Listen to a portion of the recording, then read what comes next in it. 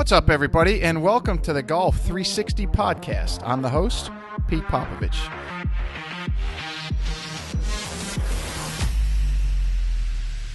So you may be asking yourself, what is Golf 360? And Golf 360 is a show that was designed to introduce you to people associated with the game of golf to help you improve not only at your game, but also your life. Almost all of our guests are from within the industry in some way, shape, or form, but some of the guests we have are from outside the industry, and it mainly revolves around the business world with a few others scattered in here and there. Now, all of the guests that we have a few things in common. One, they all were highly successful and accomplished in their field. Two, each has something to pass along that will help you in your game and your life. And three, they were all more than willing to give back by passing along the things that they use to help them in their career, and even some of the mistakes that they made so that others don't make them in their journey. So I hope you find listening to them as enjoyable as I did interviewing them, and that each and every one of you benefits from the information that they so willingly and graciously pass along. Hey everybody, I want to give a big shout out to a new sponsor of the Golf 360 podcast, and that's Affinity Wealth Management Group. We all work exceptionally hard for our money, and none of us can afford to let that fall into the dark abyss of the big box financial service firms and their jack of all trades and master of none mantra, which basically means you become a number within a cookie cutter model that's also often accompanied by massive fees. Your future deserves more than average returns and little attention. At Affinity Wealth Management, they ensure that your financial goals receive highly individualized, tailored attention from experts, not just advisors, who are in the industry to be great and not average. As a client of Affinity Wealth, you receive a customized solution to your customized life, keeping in mind your family's financial situation, values, and risk tolerance. Call Affinity Wealth today for a no-cost consultation with one of their experts at 724-754-8200. Again, that's 724-754-8200. Or you can also check them out on the web at www.affinitywealthmg.com. That's AFFINITYWEALTHMG.com. This podcast is brought to you in part by Just Thrive Probiotic. You may be surprised to learn that your digestive system is the key to creating and maintaining the quality of your physical, mental, and emotional health, and it's one of the body's most essential systems. That's why the majority of nutritionists today highly recommend probiotics as an indispensable nutritional supplement. As a discriminating consumer, you've probably been searching for a probiotic that is proven, potent, and effective, and you found it. Just Thrive is your best choice for maintaining a healthy lifestyle. Just Thrive Probiotic captures the power of hundreds of thousands of years of nature's design with a specialized Bacillus strain formulation that guarantees survivability through the stomach and upper digestive system. Supports optimum gut health, digestive health, immune health, and delivers antioxidants. Great for adults, kids, and the whole family. Use promo code GOLF360 at www.thriveprobiotic.com for 10% off your order. All right, everybody. Very, very excited about today's guest because she is probably one of the most positive and upbeat people that I've ever been around. And it was just such a pleasure to sit down and talk with her. We talked for probably at least 2 hours. In addition to, this was in my home studio. When guests come in, we have a big dinner spread. We do a big barbecue cookout. So you consider the time that we spent catching up at dinner, and then going into a couple hours of the podcast. And we probably could have talked for another hour or so, but she had a very long day on the lesson tee, and I needed to let her go home and rest and be with her family at some point. But her name is Krista Dunton, and she has been considered one of the Golf Magazine top 100 teachers in the country for quite some time. She is a PGA and LPGA member. You have probably read one of her articles in one of multiple major golf publications throughout the years. She has won awards at every level, and is just a wonderful ambassador for the game. And even with all the success she's had, she has never let that diminish her desire to learn and improve and pass all those lessons on to her students or anyone else that she feels that she can help. so that they can also improve and have the success and reach the goals that they want to. So just a very, very enjoyable interview. I think her positive attitude and her outlook on life are really going to come across in today's show. And as with many of the guests that we have on, she is really going to endear herself to you if you haven't met her or might maybe not know who she is. So please give it up for today's guest, Mrs. Krista Dunton. Okay, rocking and rolling. We're all good? All good. Welcome to the show, Krista. Thank you. We talked about it for a while. We I finally know, got finally. the schedules together. Finally. Scheduling has been the hardest part, but very excited to have you on. You're Thank always positive, upbeat, high energy, and always been a big fan. Well, thank you. You know, we were talking right before we came on, the number, it's awesome living in a low country, and you lived here, what now, 20 years? Just under that, probably about 16. And I've been here pushing 30, and it's such a wonderful place. Yep. But when you look around, because, and we talked about before who's been on the show, and you look at the talent pool of coaches that we have here. There's you, in just the top 100, there's you, Andrew Rice, Tim Cook. I don't know, Rick Barry, I don't know if he's still in it, but he's still on there. If not, he's on the emeritus, right. But he's, yep. Jonathan Yarwood. Yep. Gary Gilchrist was here for a while with the IJGA. And it's like, okay, in this little area. Right. And then Dana Rader's now at Belfair. And then David Lepore's top 100. Right. And he's at Colleton. So it's like, you have your pick of who you want to be with. Yeah, it's crazy. And, you know, you understand as well as I do that the local PGA group gets along phenomenally well. It's not like everyone's trying to steal everybody else. Right. It's not cutthroat. And right. I always thought it's one of the coolest things around here. Yeah, it's for such a small area, and it's unique, I think, with the plantations and the way the housing is designed. You know, like I started my teaching up in the Northeast, New Jersey area, and between the New Jersey and the Met section and Philadelphia, a little bit further south from me, you know, unbelievable number of golf courses, maybe not as many top instructors, you know, more so maybe up in the Met section, but New Jersey, so many great golf courses, great PGA professionals, great history of playing professionals. Mm-hmm. But I would teach people from all over, up from Manhattan down to Philly kind of thing, where I taught was right off the turnpike. You come down here with smaller, more condensed area, certainly not the population, but so many great golf coaches, golf instructors, great golf courses, but in smaller, like contained plantations. I think it's also unique. Like when I left Belfair and I had such a strong following there, it was a great opportunity for me as a teacher to come down from New Jersey there. But I would say very few of their members came and followed me down the street 2 miles away. I mean, I think people like to stay. Oh, there's no doubt. They stay within their community, right? So, you know, I think that helps. In one sense, it helps maybe with the success of the number of instructors that we have because they've got enough pull from their neighborhoods. I mean, I still teach a good number of members from all over on the island. Palmetto Bluff, I've got a great clientele from over there. Berkeley, obviously. So I still feel like I get a good cross-section. But I do know people like to stay where they can get their golf cart. Well, they can get to in their golf cart. That and they've got enough good teachers that sometimes they don't need to go. Right, and that goes, if you look at every development and community around the area, that right outside the gate or within a mile to two, there's a grocery store, a liquor store, and a dry cleaner. Yeah. And you're right, people do not want to go far. Right. It's like a 10-minute drive. No, I'll wait for the weekend. I'm not going. If you're in Bluffton, you're like, I'm not going to Hilton Head. I'll go on the weekend. Right. If Where I know Head, when you're playing career, and I know in mine how far I would travel or drive or fly to go see a teacher or a specialist, you know, you don't even think about the distance. Right. And once you live here for a while, it's like, I'm not really going to do that.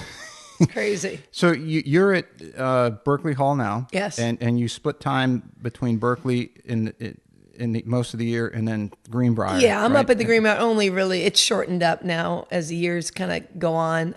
But maybe during the really hot months, about July, maybe it's only about 6 weeks away. I do some golf schools up there, a little bit of teaching. But part of that time for me is to get away and work on my own game, spend a little more time with the family and kind of a just more of a down low scale.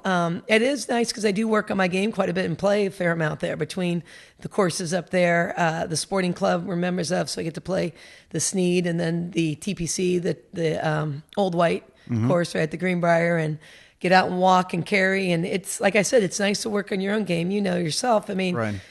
You've got to get in the shoes of your students, and it's good to get out there and practice and play and, get prepared to play some tournaments. I need to kind of keep playing more competitive events because I think I learn every time I'm under the gun. All right, what are my weaknesses? What are my tendencies? How do I need to be a better teacher and coach for my students from when they're playing under pressure? Because it's so different from the range to the course, and then the course under competition, then the course at a higher level, at a local level or a state or a mini tour level to a tour. I mean, it just keeps going Right. up. It never ends. It never ends. Lauren Anderson and I had that conversation last week where he said, because he comes in contact with more great teachers probably than anybody on the planet. Yeah. And I say, the starting of this podcast was very nerve-wracking for me. I'm not a techie by any means. That's why I got Connor over there. But and I tell everybody the story. The first interview I had was with Mike Harmon, and Mike can talk with the best of them. Yeah. And he's rolling for an hour and a half, and I look down, and the record button was never pressed. Oh, no. I mean, so that's my first. I'm scared to death to begin with, and that's my first experience with the podcast. That's funny. But and Lauren, the thing we were discussing was when I got done playing and I was giving a lesson, I had a person who was more or less a beginner. They're 30 handicap, and we had just worked on wedge game, and we went on the golf course, and they were 10 or 15 yards short of a creek or little stream, whatever. And then there was the green, and they were terrified. And I'm thinking to myself, what is the problem? Yeah. You just did this for an hour. Yeah.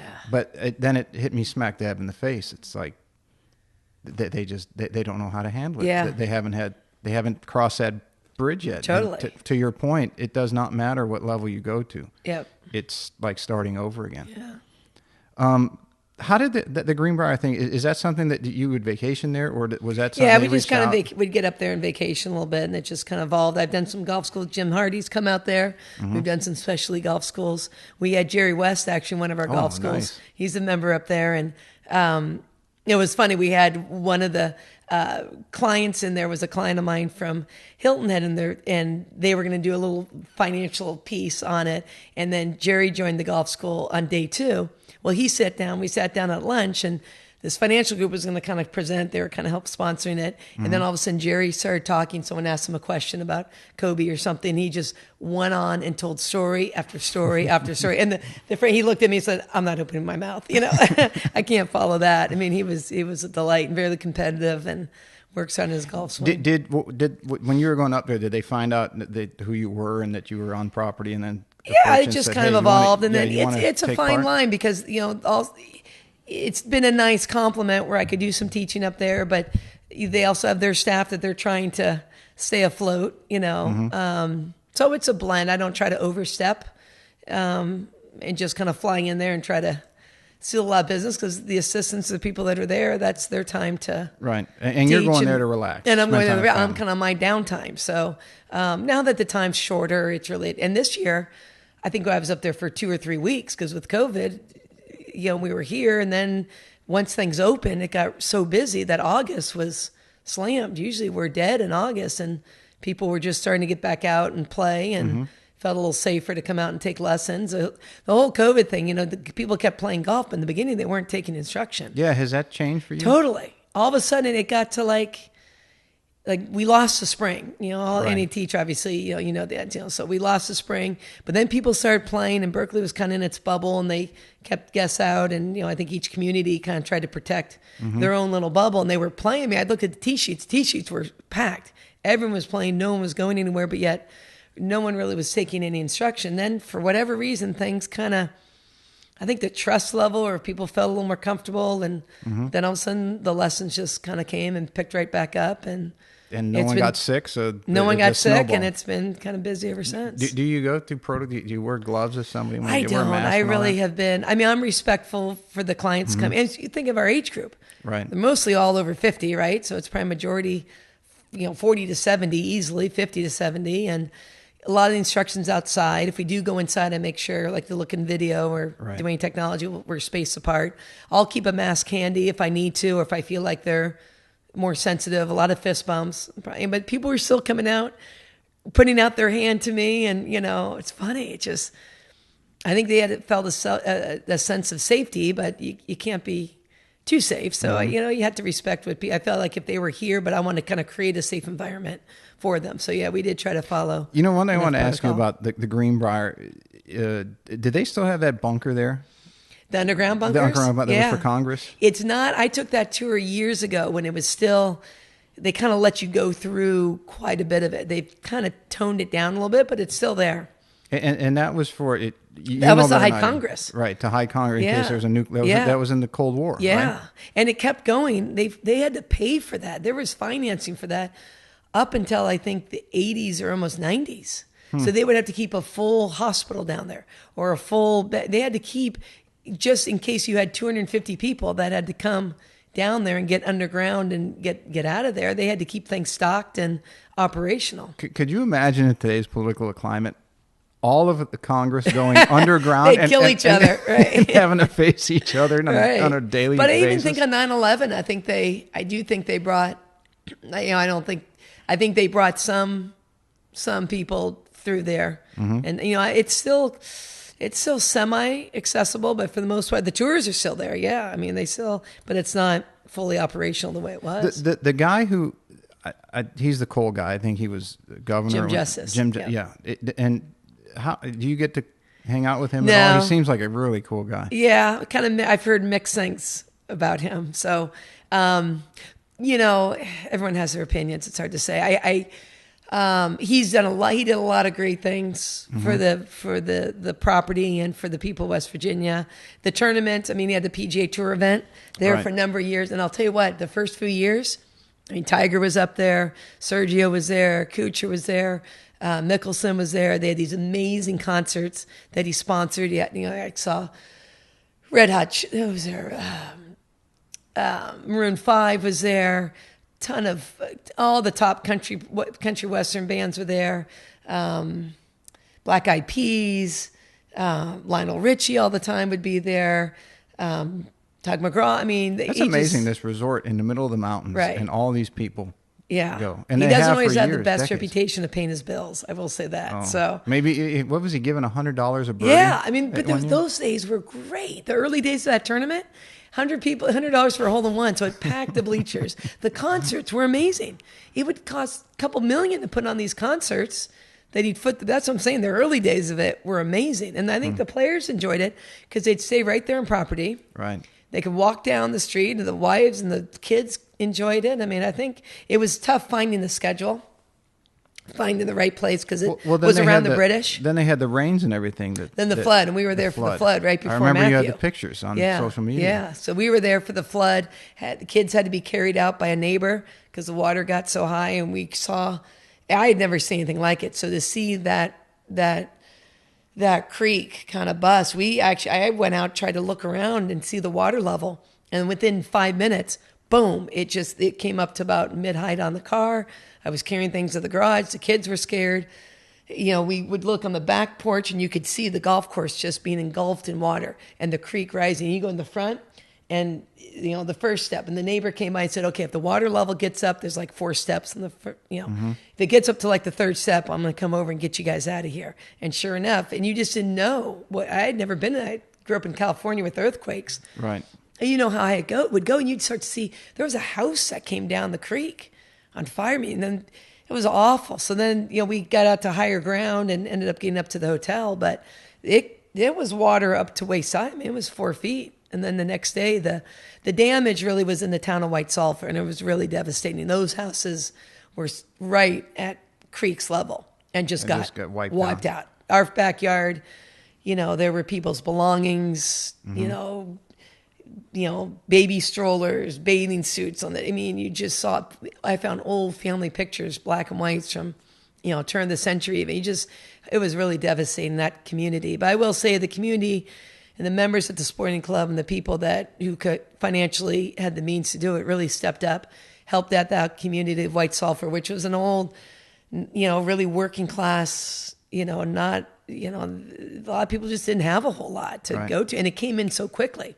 So they rebuilt a whole community called Hope Village, about 5 miles down the road, up elevated, gorgeous land. And they really whole community really stepped up and came together, which was nice. That's awesome. Yeah. There's all the crazy shit in the world that goes on. There are a lot of good people out there. Totally. And I think that the bad stuff is a very, very, very small minority. That the rest of the world, not just our country, the rest of the world is very, very good people. Yeah, absolutely. You had mentioned growing up in California, and it was around the Stanford area, right? Mm-hmm.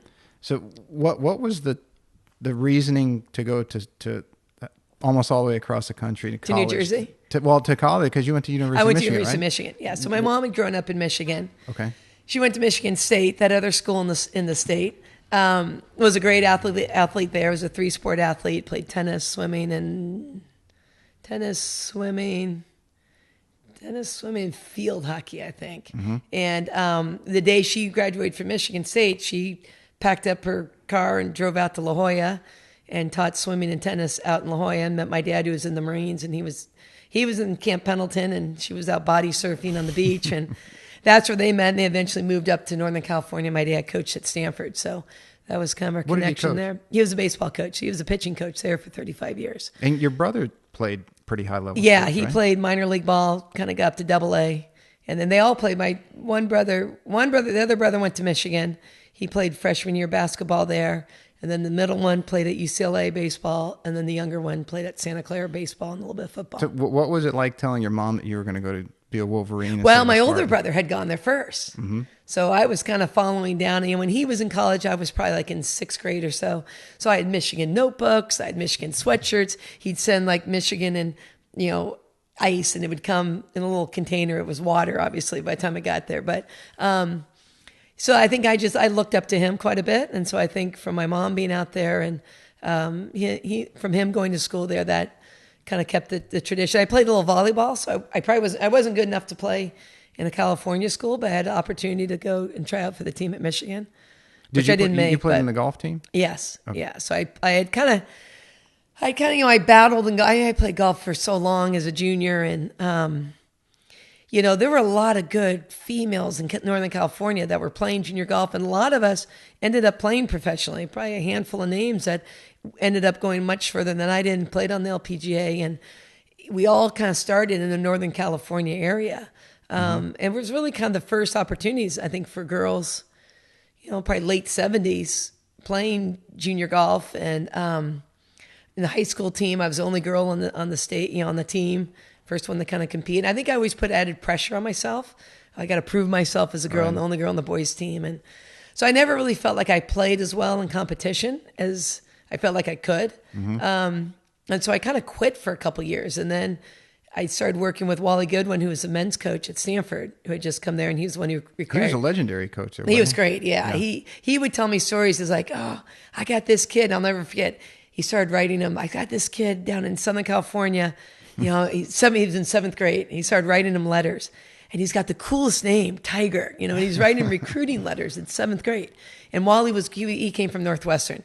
Great people person. He's a big old cowboy with jeans on and the belt buckle, and be great with people. And then he'd say, I got this other kid, great player from Oregon. He's got a bad leg, never complains, carries his club, Casey Martin. Mm-hmm. And he'd say, I got this other guy. He's Native American. Stanford used to be the Indian, Nota Begay. So it was kind of fun to hear as he was recruiting these guys and how well they ended up, playing and what the careers that they had going on. But he kind of encouraged me to keep playing. And so I started working my game. Michigan's team wasn't that strong at the time.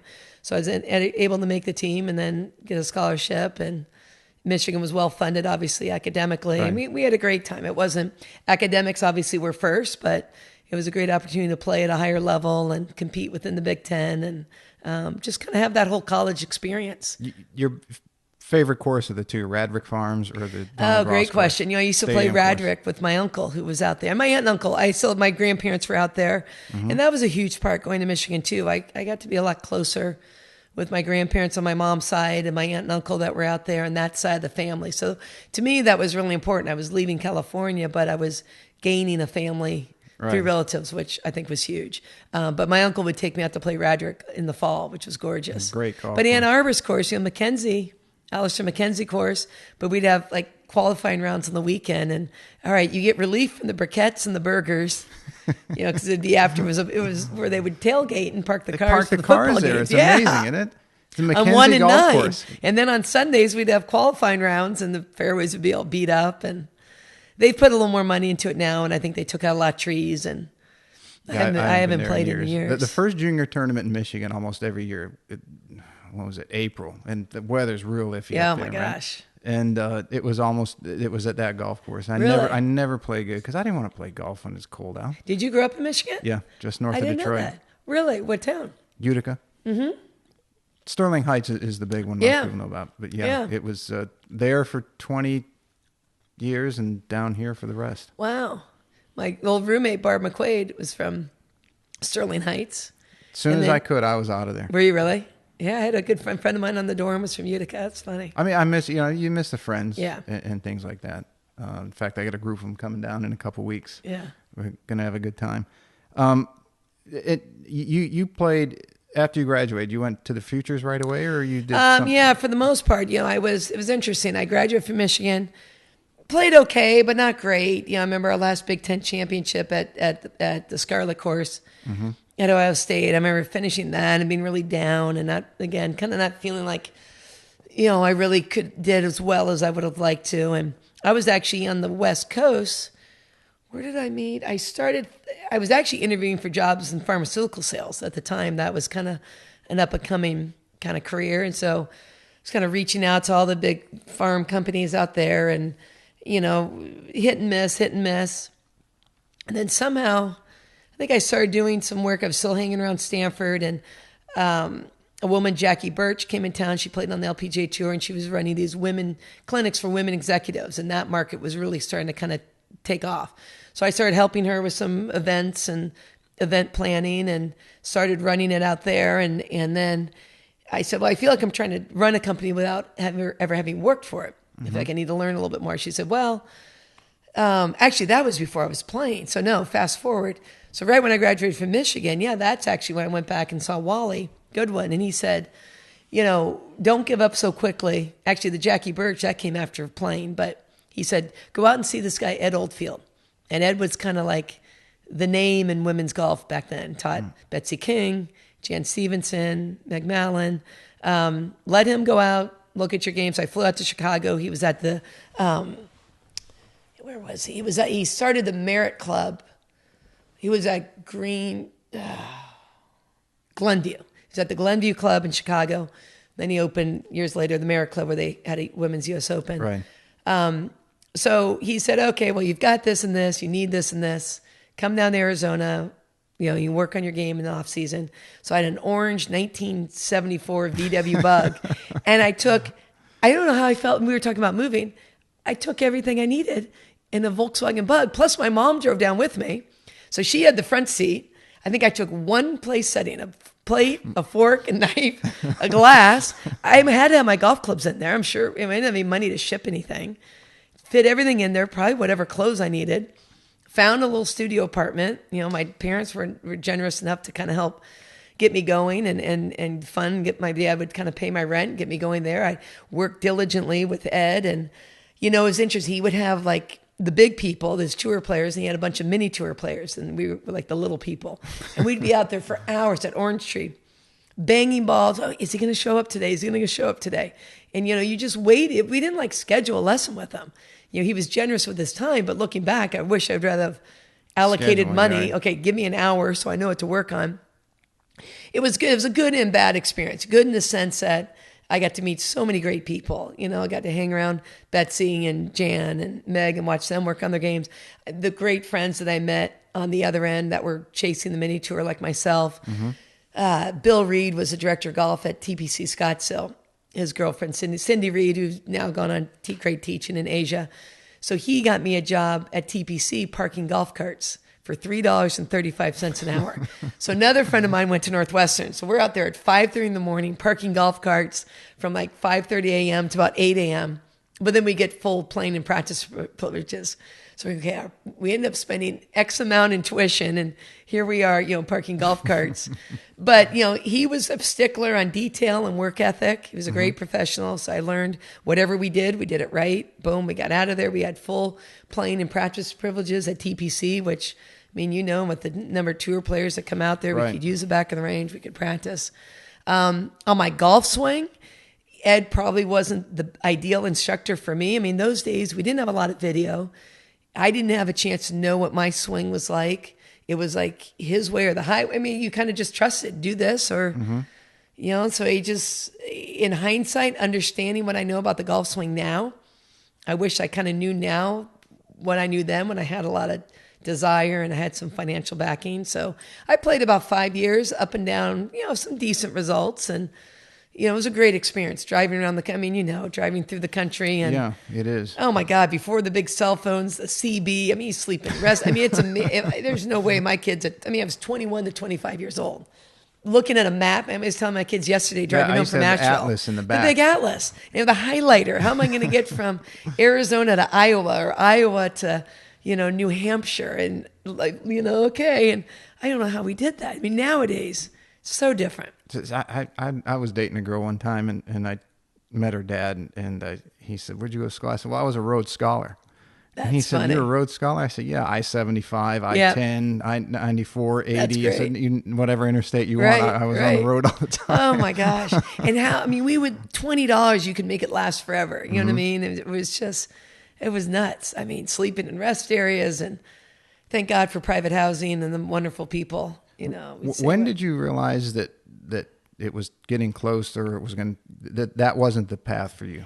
Yeah, I think just not seeing the results I needed to playing wise, missing enough cuts, getting kind of frustrated, seeing girls that I felt like I was better than beat me and not playing up to my full potential. I think now understanding about my golf swing and how into out it was, and I had no conception of the forward part of the arc, basically, technically, and I hit, I was strong and athletic, and I hit probably big sweeping draws and, but a lot of thin iron shots, short game, being that much from the inside and the path out to the right. So the wedge game would get kind of skeptical.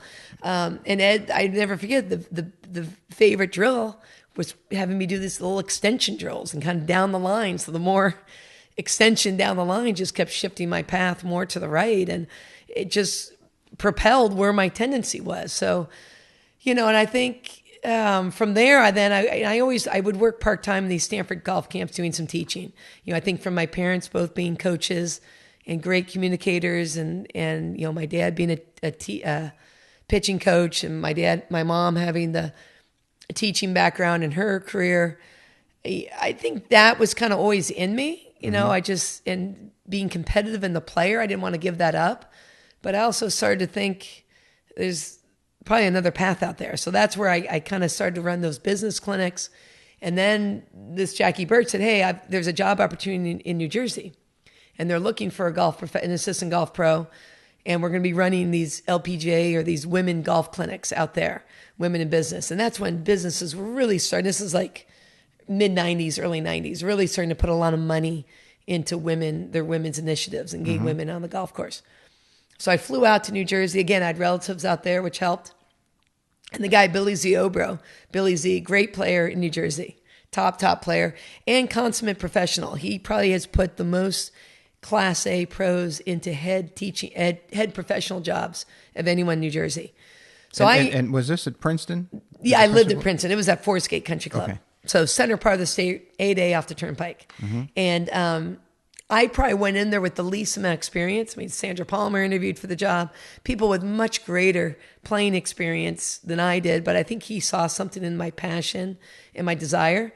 And he gave me the opportunity. So I, again, kind of packed up whatever I had and moved out to New Jersey, and I stayed with my aunt and uncle out there in Metuchen, and it was a 20-minute drive down to Forest Gate. Worked as an assistant pro, and in those days you were probably working 80 hours a week and getting paid for 40. There was no labor laws going on. And we'd sit on the steps at 8:00 at night and being there since 5:45 in the morning going, okay, Do it again tomorrow. But that group of golf pros and assistant pros, and we really bonded. I mean, they're still friends of mine today, 20 some odd, 30 years later. And we were in that environment.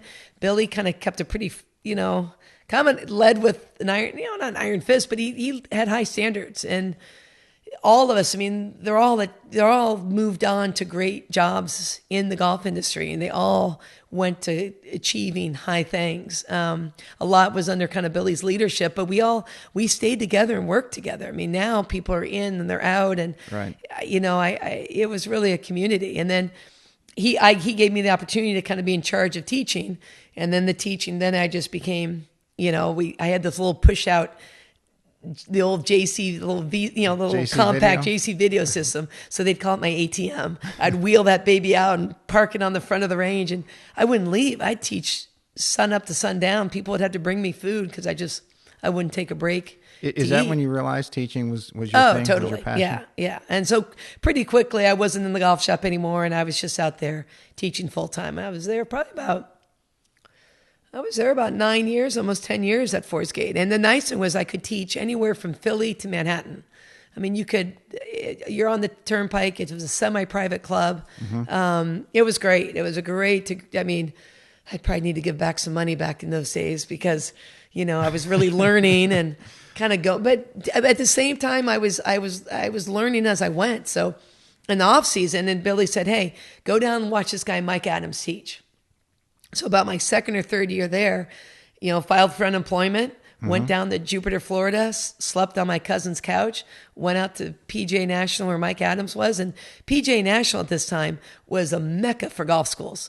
And I mean, Don Sargent, Kelly Stenzel, Jerry King. I mean, there's probably 5 or 6 names there that were teaching that all are on the Golf Magazine Top 100 list right now. And they were all underneath Mike. So I would sit on his teaching tee. He offered me a job to teach in the golf schools. I said, "No way, I don't want that." I said, "Then I wouldn't learn as much. I'm learning more just being sponge." Right, because you're working, you're not being able to pay attention. Right. I just, I'd fill up notebook after notebook.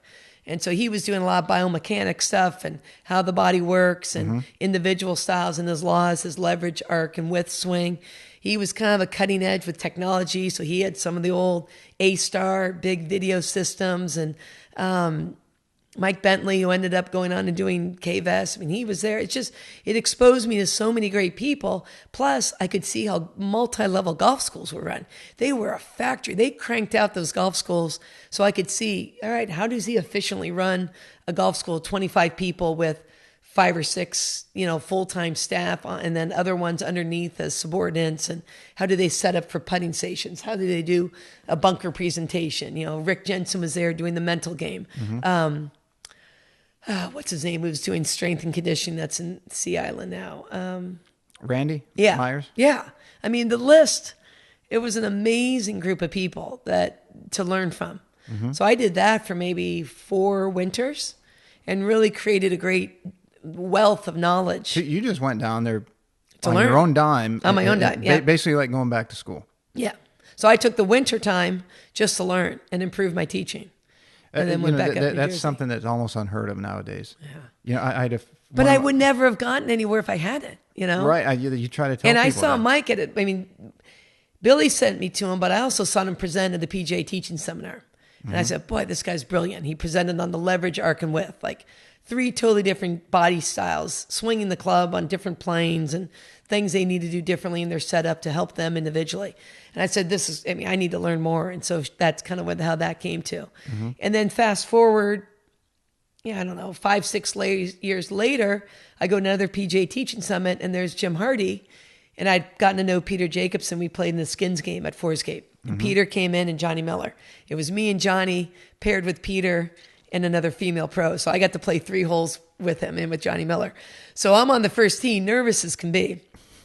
Peter watches me swing, and then he starts to give me tips as we're walking off the tee. I'm like, I'm just trying to keep it in the fairway, Oh, you got to get more left. You got to turn through it, and I'm probably out there, thrusting and swinging it way out to right field. And so anyway, the teaching summit that winter, Jim was the keynote speaker, and he presented on his 1-plane, 2-plane swings. And the differences in two sets of fundamentals almost, and 2 ways to kind of swing the golf club. And again, I was like, well, this is brilliant. I need to learn more about this. So I went up and spoke with him, kind of used Peter as, as a little click in and tie in together. And he said, well, I'm doing these the teacher clinics in Arizona. Come on out. And so Jim would do these teaching the teacher. He'd bring in about 12 to 15 teachers, and we'd just go there for like a week. And he would present, and we would learn, and we'd work on our own games and hit balls and work on the information and learn, just work through it and learn it to kind of sun up to sundown. So I started doing those for the next few winters. And then he started a certification program, level 1, level 2, level 3 with his Plain Truth. Mm-hmm. So I was the first person actually in North America that got to level 3, which is kind of their highest tier, kind of his inner circle, he calls it, to get their full certification on that. And there's a couple other gentlemen, good friends of mine in the UK, that got this level 3 at the same time. Mike Adams and Jim Hardy. Yep. And TJ Tomasi. Yes. TJ was there too at PJ National. Yeah, they all had, like, I know they wrote the book, and they kind of were all working. They were all working in unison, but all working on different things. Mm-hmm. And I thought that'd be interesting. To go back. Definitely. And then I never knew that you worked on there. Yeah. Or would go at least learn from them. Yeah, totally. TJ was there. So to be able to pick his brain and learn what he was doing and watching him present and being able to watch different students, even though they were under kind of Mike's guidelines, or leadership, but then finding their own way. I mean, and like I said, the list, it's unbelievable. There's probably 6 or 7 that, on the top 100, like I said, Kelly Senzel, Don Sargent, Jerry King. I'm leaving out some names. It was TJ Tomasi. There's a few others, like 2 others too. They'll come to me as we keep talking. Right. But great group of teachers that all went on to accomplish great things, and they're still teaching. Who would have been more of a mentor? Would it have been Mike, or would it have been Dr. Hardy? Oh, I don't know. They're both of them in different ways. And both, I think what I took away from both of them, and they're both Mike and Jim, I would say, and they're good friends. They respect each other. Mm-hmm. They're both very mindful within this industry, and they're 2 gentlemen that I respect that don't badmouth other instructors. They're okay with other instructors. They may not agree with what another teacher might be teaching, but they're not going to rip that person apart, which, number 1, I totally respect that. Number 2 was I watched them both teach. They're teaching a 36 handicap with the same passion as they do a tour player, because they're both obviously working with tour players and amateurs. And I think seeing that passion and energy and attention to detail that they gave, Mrs. Habersham and, Joe Tour player, that meant a lot. And Mike has his certification. Did you go through that program too? Yes, Bioswing Dynamics. So I was kind of on the ground floor of that as well, which is great, with a whole great group of people. Mm-hmm. And I'm still doing that. During COVID, they went through, he and Terry Knowles kind of did a whole wonderful kind of educational program during COVID. That's one thing during COVID. It was nice to jump in and get more education and knowledge without having to go travel. It may change how we do a lot of seminars and learning, because I can see. I think they could get more people, because the cost then comes down, the overall cost. But you don't see the face to face. We talk about young teachers, and like you said, that's kind of unheard of. It's weird. I'll watch myself, and I'll feel myself having like mannerisms that Mike would do, or Jim, just watching them, how they stood or how they react. You just watching someone day in, day out, and teaching and communication and how they read a personality. Totally. One of the things Jim brought in our certification program through the Plain Truth was a woman named Jennifer Munro, who's one of the top personality profilers in the country. Mm-hmm. So we spent 16 hours just working on her, teaching different personality types, how to read people and how to change us as an instructor. We need to be the chameleon. So I need to be able to read someone as they come into me in my first few questions in an interview process. She uses colors, red, blue, green, and yellow. So red is your dominant personality. You better not say a whole lot. And when you do, it better be right, because they're short-tempered, short patience, high achievers, Very driven. Right. So type A. Totally. And they may not even take the whole hour. Okay, got it. I'm gone. I know what I need to do. Which you like, but you're not going to take them down a road of exploring. You never say, let's try this. Right. You better make sure what you say you're going to see a difference in the ball flight pretty quickly. Blue is going to be more social. That's a people person. That's a relationship. They're going to want to talk. They want to chatter, blah, blah, blah. And, obviously I'm very blue. So that person I probably get along with very easily. Green's going to be your analytical. Right. Your overthinker, and you can't give them too much information because they're going to overanalyze it to death. Yellow is your more traditional safety. Don't want to rock the boat. Going to kind of go with the flow. Probably majority of our population a little more yellow. So, and people in Jennifer's, you're not just one, you're mixtures, but you're going to have high dominance in one and maybe a low in another. So it's a pretty in-depth, and Jennifer, for anyone that's interested, Personality Matters is her book that she came out with last year. It's a great read. She does profiles online. They're very in-depth, even though they're simple, maybe when you take them, but what she comes back with for the report is very extensive. She works with a bunch of tour players on the PGA Tour, and I know has helped them extensively kind of play to their own self. I think in the world in general, things are getting very specialized. Like you have oncologists and you have oncologist surgeons and you have oncologist surgeons just for the brain or whatever body part. And golf seems to be falling in line with the same thing. Yes. You have to have a specialty because like your career, you had that move that the person at the time who was the guru just didn't wasn't good for me. That's, but look at the information they have now. I mean, it was so different. And I didn't know. Jim was funny. He'd say, he's a worst duck hooker. He couldn't fix a hook if he, wanted to.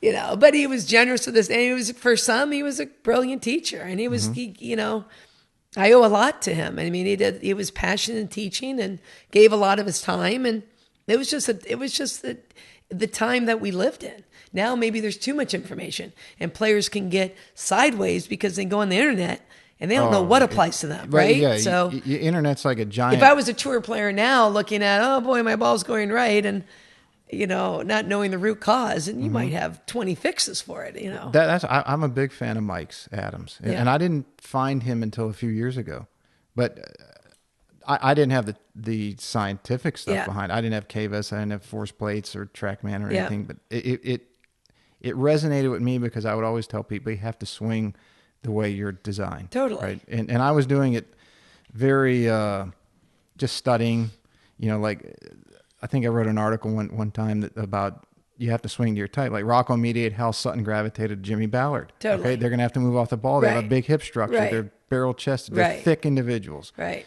Curtis Strange wasn't, but okay, there's an exception to the rule. Yeah. And then you got a guy like Sean Foley, who's most of his guys who perform well are thin. You got Sean O'Hare, Justin Rose. Yeah.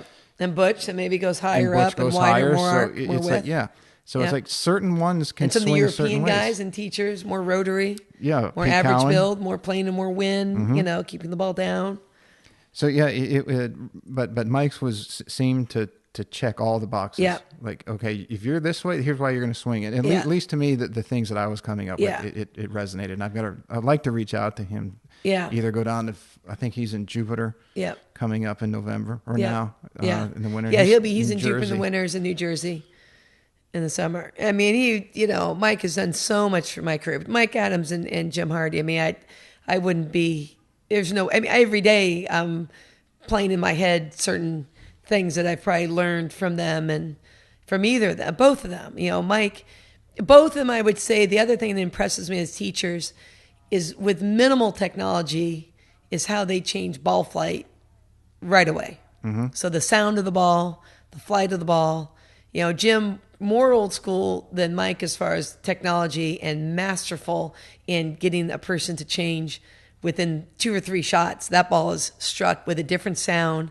and a different flight without the person changing 20 million things. Like he knows 1 or 2 keys and how to communicate that to the student to get them to change it. Mike's probably used a little more technology that says fingertips, which has been great combined with, with the body type stuff. But I've seen him without any technology on the range and the same results. I'm surprised more bigger name players I have not utilized either of those guys. Yeah. I agree. To me, I don't know mystery. how much they want to be on the road.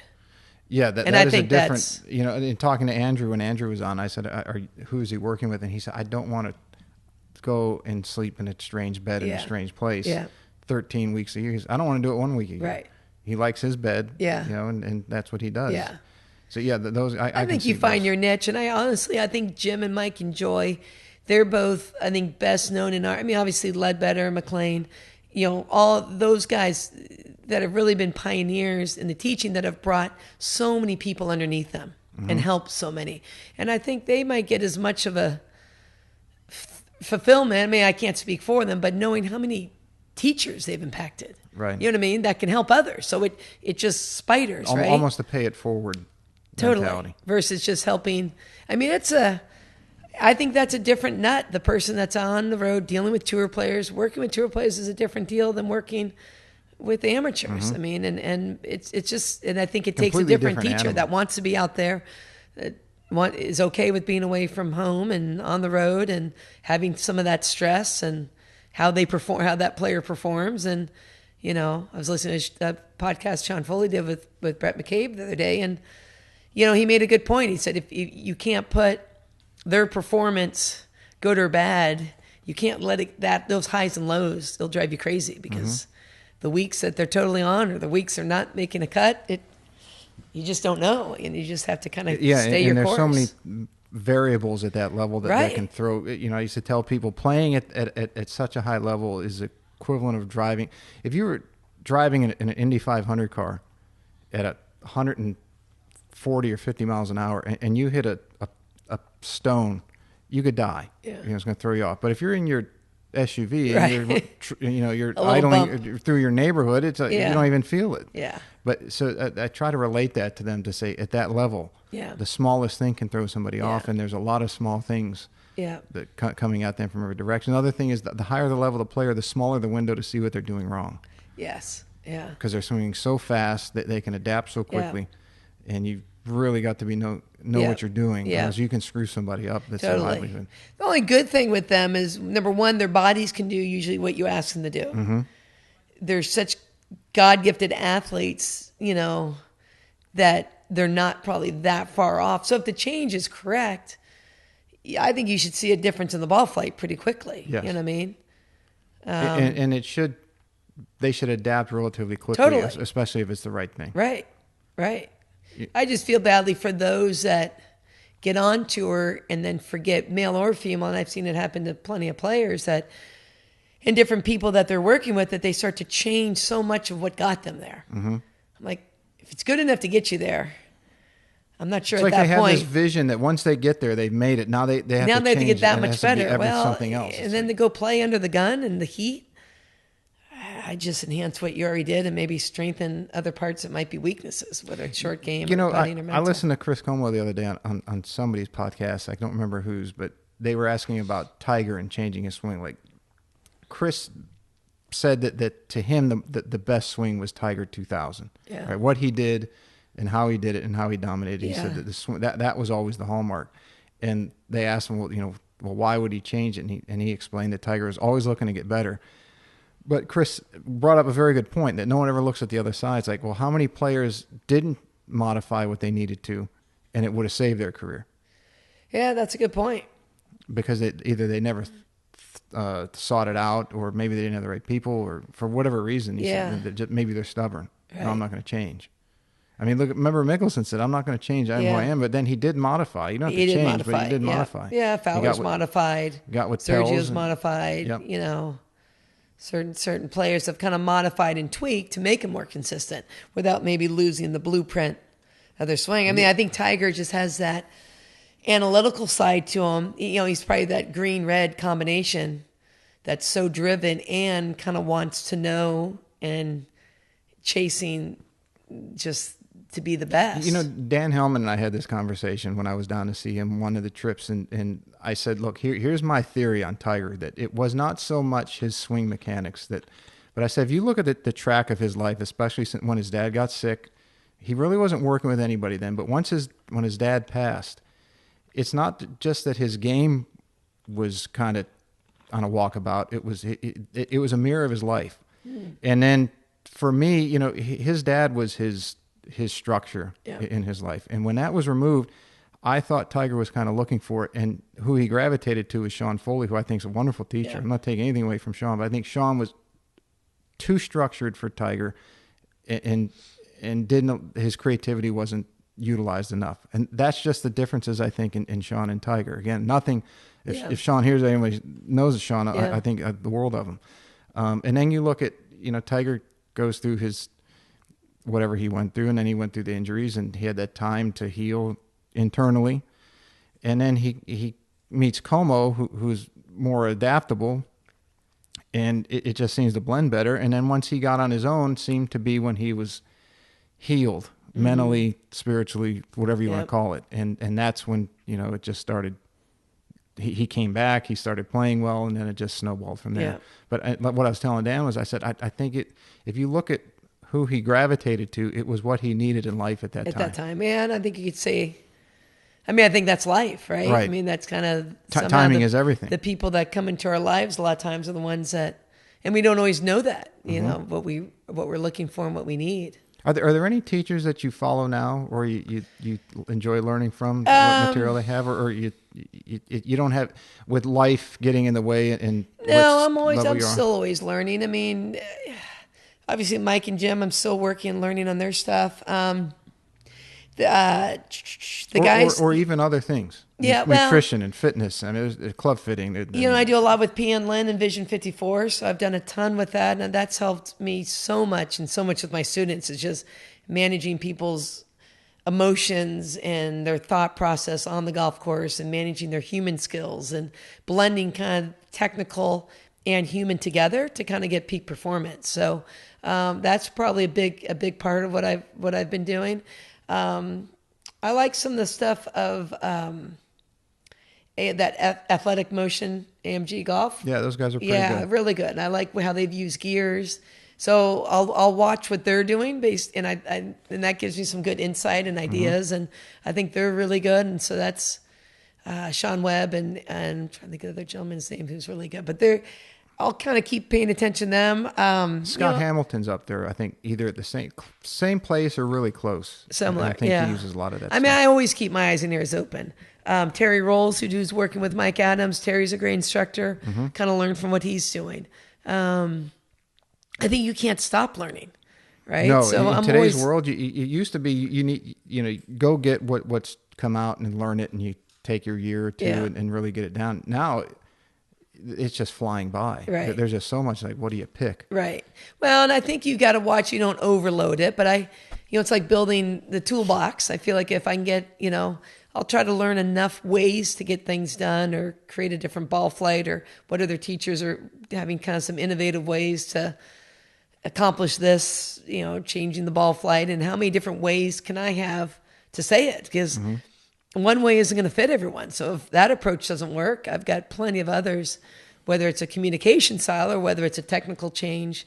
So the more adaptability and ways I can be to adapt to the student, I don't ever believe that here's how you have to do it, get it done. Right. I've got to have enough. It's like having 20 languages I could speak to be able to communicate to that person. Well, it's the same thing communication style wise, and plus technically. I've got to know, Mark Blackburn's a great instructor. I've got to pay attention to kind of what he's doing, anyone that's up there and putting good stuff out. But I think you can't be limited into just one way. No. You've got to be able to know, because certain things, it's just so different. Not anymore. There's just too much competition, right. Too many good people out there. I looked at Genghis' stuff and get a kind of feel for that. But I also didn't like watching him at a top 100 summit when the two players got worse instead of getting better. So, obviously that's not necessarily a reflection of his teaching, but he was probably tried just to show his method per se, which was fine. It's what he believes in. It just may not be right for everyone, or it might need more time from some people. But I've certainly used how he uses a lower body and some transitional moves, and using the ground differently for certain students that need it. It's just more ways to get the job done. Have you ever seen a meteoric rise like his? He went from basically nobody knew who he was out of Southern California. I know, it's just crazy. He debuted at 11. Right.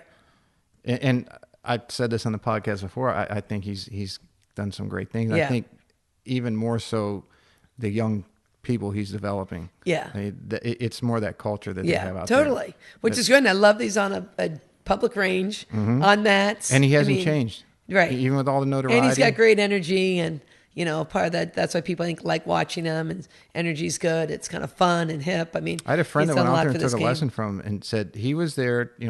Tommy Armour was right before him, and then there was his lesson. And he said then he had like 2 or 3 juniors, and he said it was the same energetic. It didn't matter who was in front of him. That's great. Did everything he could to get him better. Yeah, good. And that's what you want. Yeah, totally. And it's good to see the success.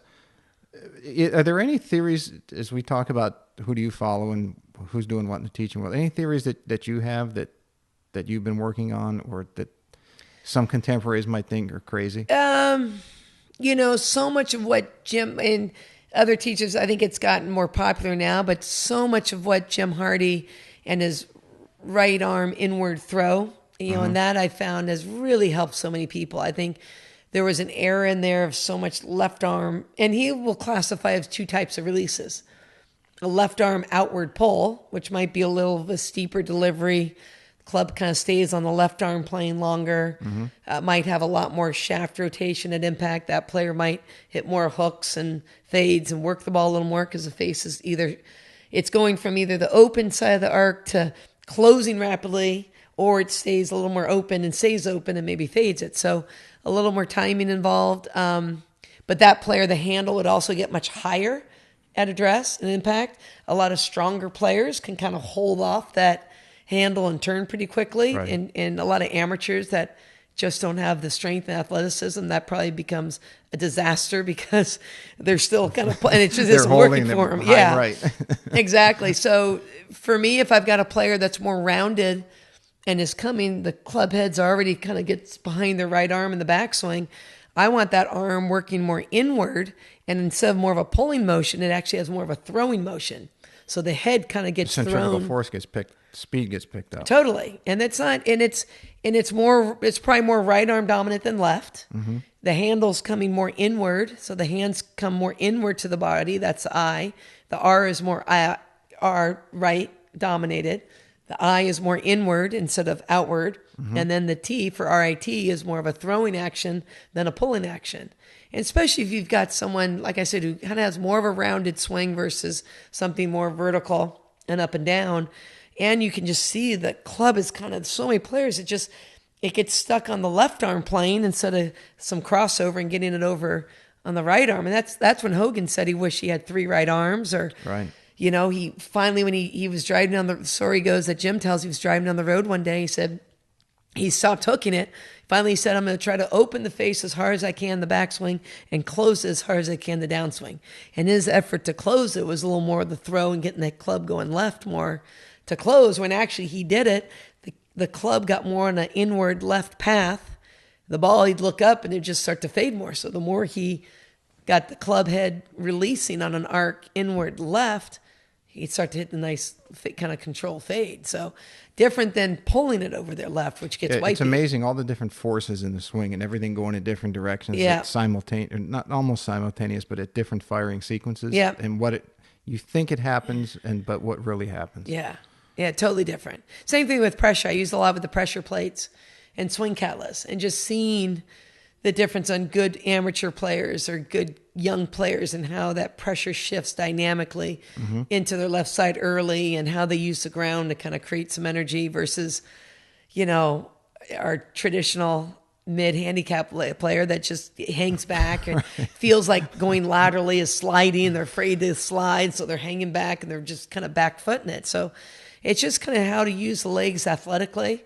But that's the same thing with some of that throw. It's just, if you're going to throw, you're going to shift left and pivot and then get the head releasing. So, and it's taking tension out. I think I watch a lot of tension on players. I think amateurs, God, they just think tighter, harder is better. And they don't get kind of this, how much these guys and gals are creating speed by a good rotary motion in the body and kind of whippy arms that are letting that club head get delivered with some speed. You don't get speed by clenching. Right. And that's what this guy had today. Squeezing. I mean, classic example. I had a good athlete in there today, and he said, well, I'm trying to kind of go harder. I'm like, every time you squeeze and pull on that thing, you just put the brakes on that club face. I've told many of people, force does not equal speed. Right. I'll tell them, like, I want wide receiver arms, not middle linebacker. Or you look at the pitcher, lanky, whippy, fast arms, versus you don't see a Leverage. 250-pound lineman probably can't throw a fastball the way a Tin Lincecum, for the Giants, it's kind of whippy, wiry, 120-pound soaking wet kind of thing. So, yeah, so it's getting, and that sometimes that's hard for people to get through their heads, especially when you see the physique has changed on the tours. Men and women they're more fit, they're stronger, much stronger. They're used, mobile, but they're using. But it's the same thing if you watch football. Those guys are so much faster and stronger, but faster. And they're still strong, but there's speed in there too. So it's both. They're firing with kind of both guns, so to speak. What do you, as you talk about that, what do you think? Because NFL obviously has an injury problem, especially the concussion issue. Now that dates back to many years ago, I think, where they were trying to hide data and so on. But as athletes are getting bigger and stronger and faster in a contact sport, the rate of injury is obviously going up when they're running into each other. I have the theory that swinging, because it's the big thing now, swing faster, get bigger, get stronger to protect yourself and let the governor and the brain turn off so you can move faster because it feels safe. But I'm thinking, okay, I'm stepping back and saying, at what point are the body's going to start breaking down? Yeah, I think you got to be careful. Torque and everything on the discs are not meant to look at Tiger's knee and his history. You look at videos, how hard he snapped that left knee and the knee and the hip issues. So, I would always challenge people. You got two motors. Arms in the club are a motor, body's a motor. Like I do trick shots all the time, driver off my knees. I get driver off my knees probably close to 200 yards. So, you're hitting balls with your feet together. And how far can you hit a ball feet together, getting your arms relaxed, creating arm speed, and then now let's kind of get the larger muscles, let's get the body going, but let's blend both motors. I think the body motor's key, but the hands are still hanging on to the golf club. So I think it's a total blend. I think for more, I think at a higher tour level, sure, being efficient with lateral, vertical, and rotational forces and making sure they're peaking at the right time and using things like swing catalysts to kind of measure that and see that on a fine-tuned, area is really key. But I think for the average player, God, get their arm motor, they should be hitting draws when their feet are together. If you're not turning the ball over right to left with your feet together, so your arms are kind of, in a sense, kind of closing the club face and getting that squared up and closing it. When you add the body motor, the body's just going to be opening that face. So I'll always tell people, go hit balls with your feet together, get that ball turning over right to left. Then let's add the hips and the chest rotating and turning correctly and use the ground efficiently and get the pressure left soon enough, to create a little more power and some speed. Right. What do you see in teaching and coaching that surprises you? Sometimes just people miss the obvious, or they're not really finding out what the person wants. Sometimes they want to know, they've got their ideal, but maybe Mr. Jones just wants to drop his handicap by 2 and get back to being 18 instead of a 21. Enjoying it again. Yeah. So maybe that's not a major overhaul. Maybe that's changing the ball position a little bit, or strengthening his grip a teeny bit, or dropping his right foot back so he can turn a little bit more. Or, sometimes if someone's struggling, let's find the easy way for them. Let's not make it, the game's hard. There's a lot going on. So let's find, and I think that's, one thing I think I pride myself in is trying to find the most efficient way for a student to improve without having to break down and change everything. You know what I mean? And the technology is wonderful and I love it and I use it a lot, but I think we have to be careful that we don't overload people too quickly, and we build building blocks, and that they're getting better quickly, and not struggling. And also, let's see what they do on the golf course. How are they thinking?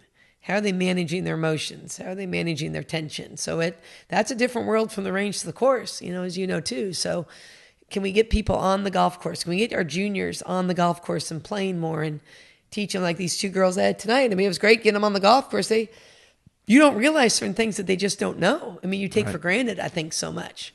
So to really see and as how they teachers process. and coaches, you're on the range, and I think too many people fall into whether it's ego driven or they want to validate what they're doing, whatever the reason is, their sole purpose is to get the student to just hit the ball better. Yeah.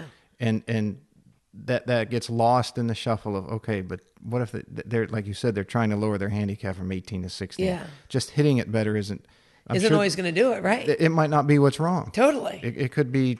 Then you find out like, oh God, they're horrible. They their putt course every green. management, or their putting, or whatever it is. Right. And I think coaches in that respect become their own worst enemy unknowingly. Yeah, I think we've got to really know what's the goal of the student. Mm-hmm. What does the student want first before we get our intentions in there, and then how can you best help them, and how can you also, when they leave you, how are they going to process that information, and how are they going to use it on the course? Yeah, and I think that goes, you said that earlier about asking questions before the lesson gets started, and determining what kind of person they are, and the language, so to speak, that they're going to comprehend that information, be able to utilize it. Yeah. One thing I want to talk about, you do a lot of growth of the game for kids and for women, a lot of ladies clinics, mm-hmm. and I think it's a wonderful thing, obviously. What do you see that's lacking in more women in general, or in kids, either or question, to get into the game? If you were the almighty Krista and they gave you a magic wand, what would you do to wave it and change that? For women and for kids? Yes. For kids, I think to get out and play more with other kids and get away from their parents, mm-hmm. and even their teachers sometimes. Get out and just go play. Go be a kid. Go be a kid. Take a handful of clubs. Who can get the ball in the hole, the fewest number of strokes, however you can do it, and quickly.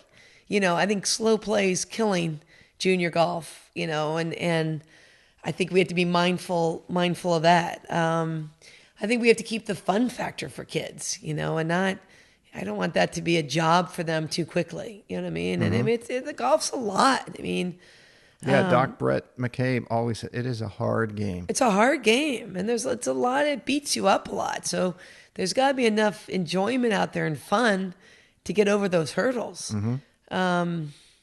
I think the personality type that succeeds in golf tends to take things a little more internally and how they process things, and some kids are better at that than others. But I'd probably like to see the game grow. I love what PGA Junior League has done. Sometimes I think we got to be mindful of the pace of play on it, but I love having it come as a team sport and kids coming together and playing a 2-person scramble. So I think if kids can, like these 2 girls I had out there tonight, I brought them out there a lot so they could get to know each other and go play together, and get away a little bit from the parents and just having one person playing it. Do they have enough friends that are playing?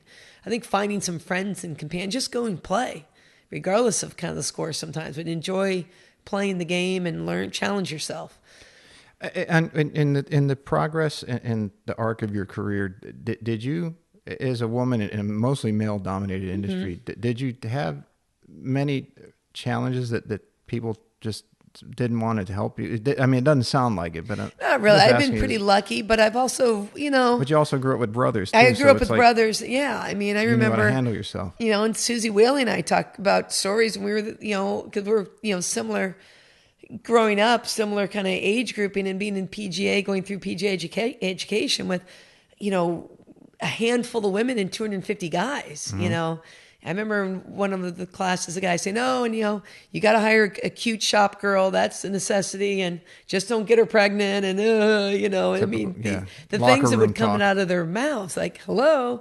And I remember playing, the PGA. I was the first female to play in our PGA, section event when they opened it up, for women, and did fine. And the guys up there were great. I mean, I had to have enough, I think, thick skin that I didn't mind putting myself out there. Mm-hmm. There's certainly more opportunity. I think playing with the guys makes you better.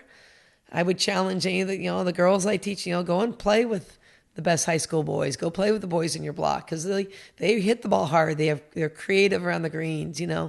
They might tend to not be as cautious on certain things and kind of play with a little more reckless abandon. Yeah, you might learn something. Yeah, totally. So, I think I've been lucky in a sense, but looking back, I had to work through it for sure. And there's a lot of women kind of in my same shoes that, in kind of my era that maybe hung in there and had to break through some walls. But we had enough supportive people that I think helped break down some of those barriers, thank God. In everything that you've talked about tonight, and it's the things that people today don't want to do. I mean, you went and you learned on your own dime in your off season from some of the best. You were very resourceful. You didn't let somebody else's horrendous view of the world and the differences in the sexes hold you back. Yeah. And it just amazes me that more people don't take that mentality. Yeah. Because the only person it comes down to that's holding someone back, unless they're in a very rare situation, is himself. Yeah. And their perception and the way they look at things. Yeah. Yeah.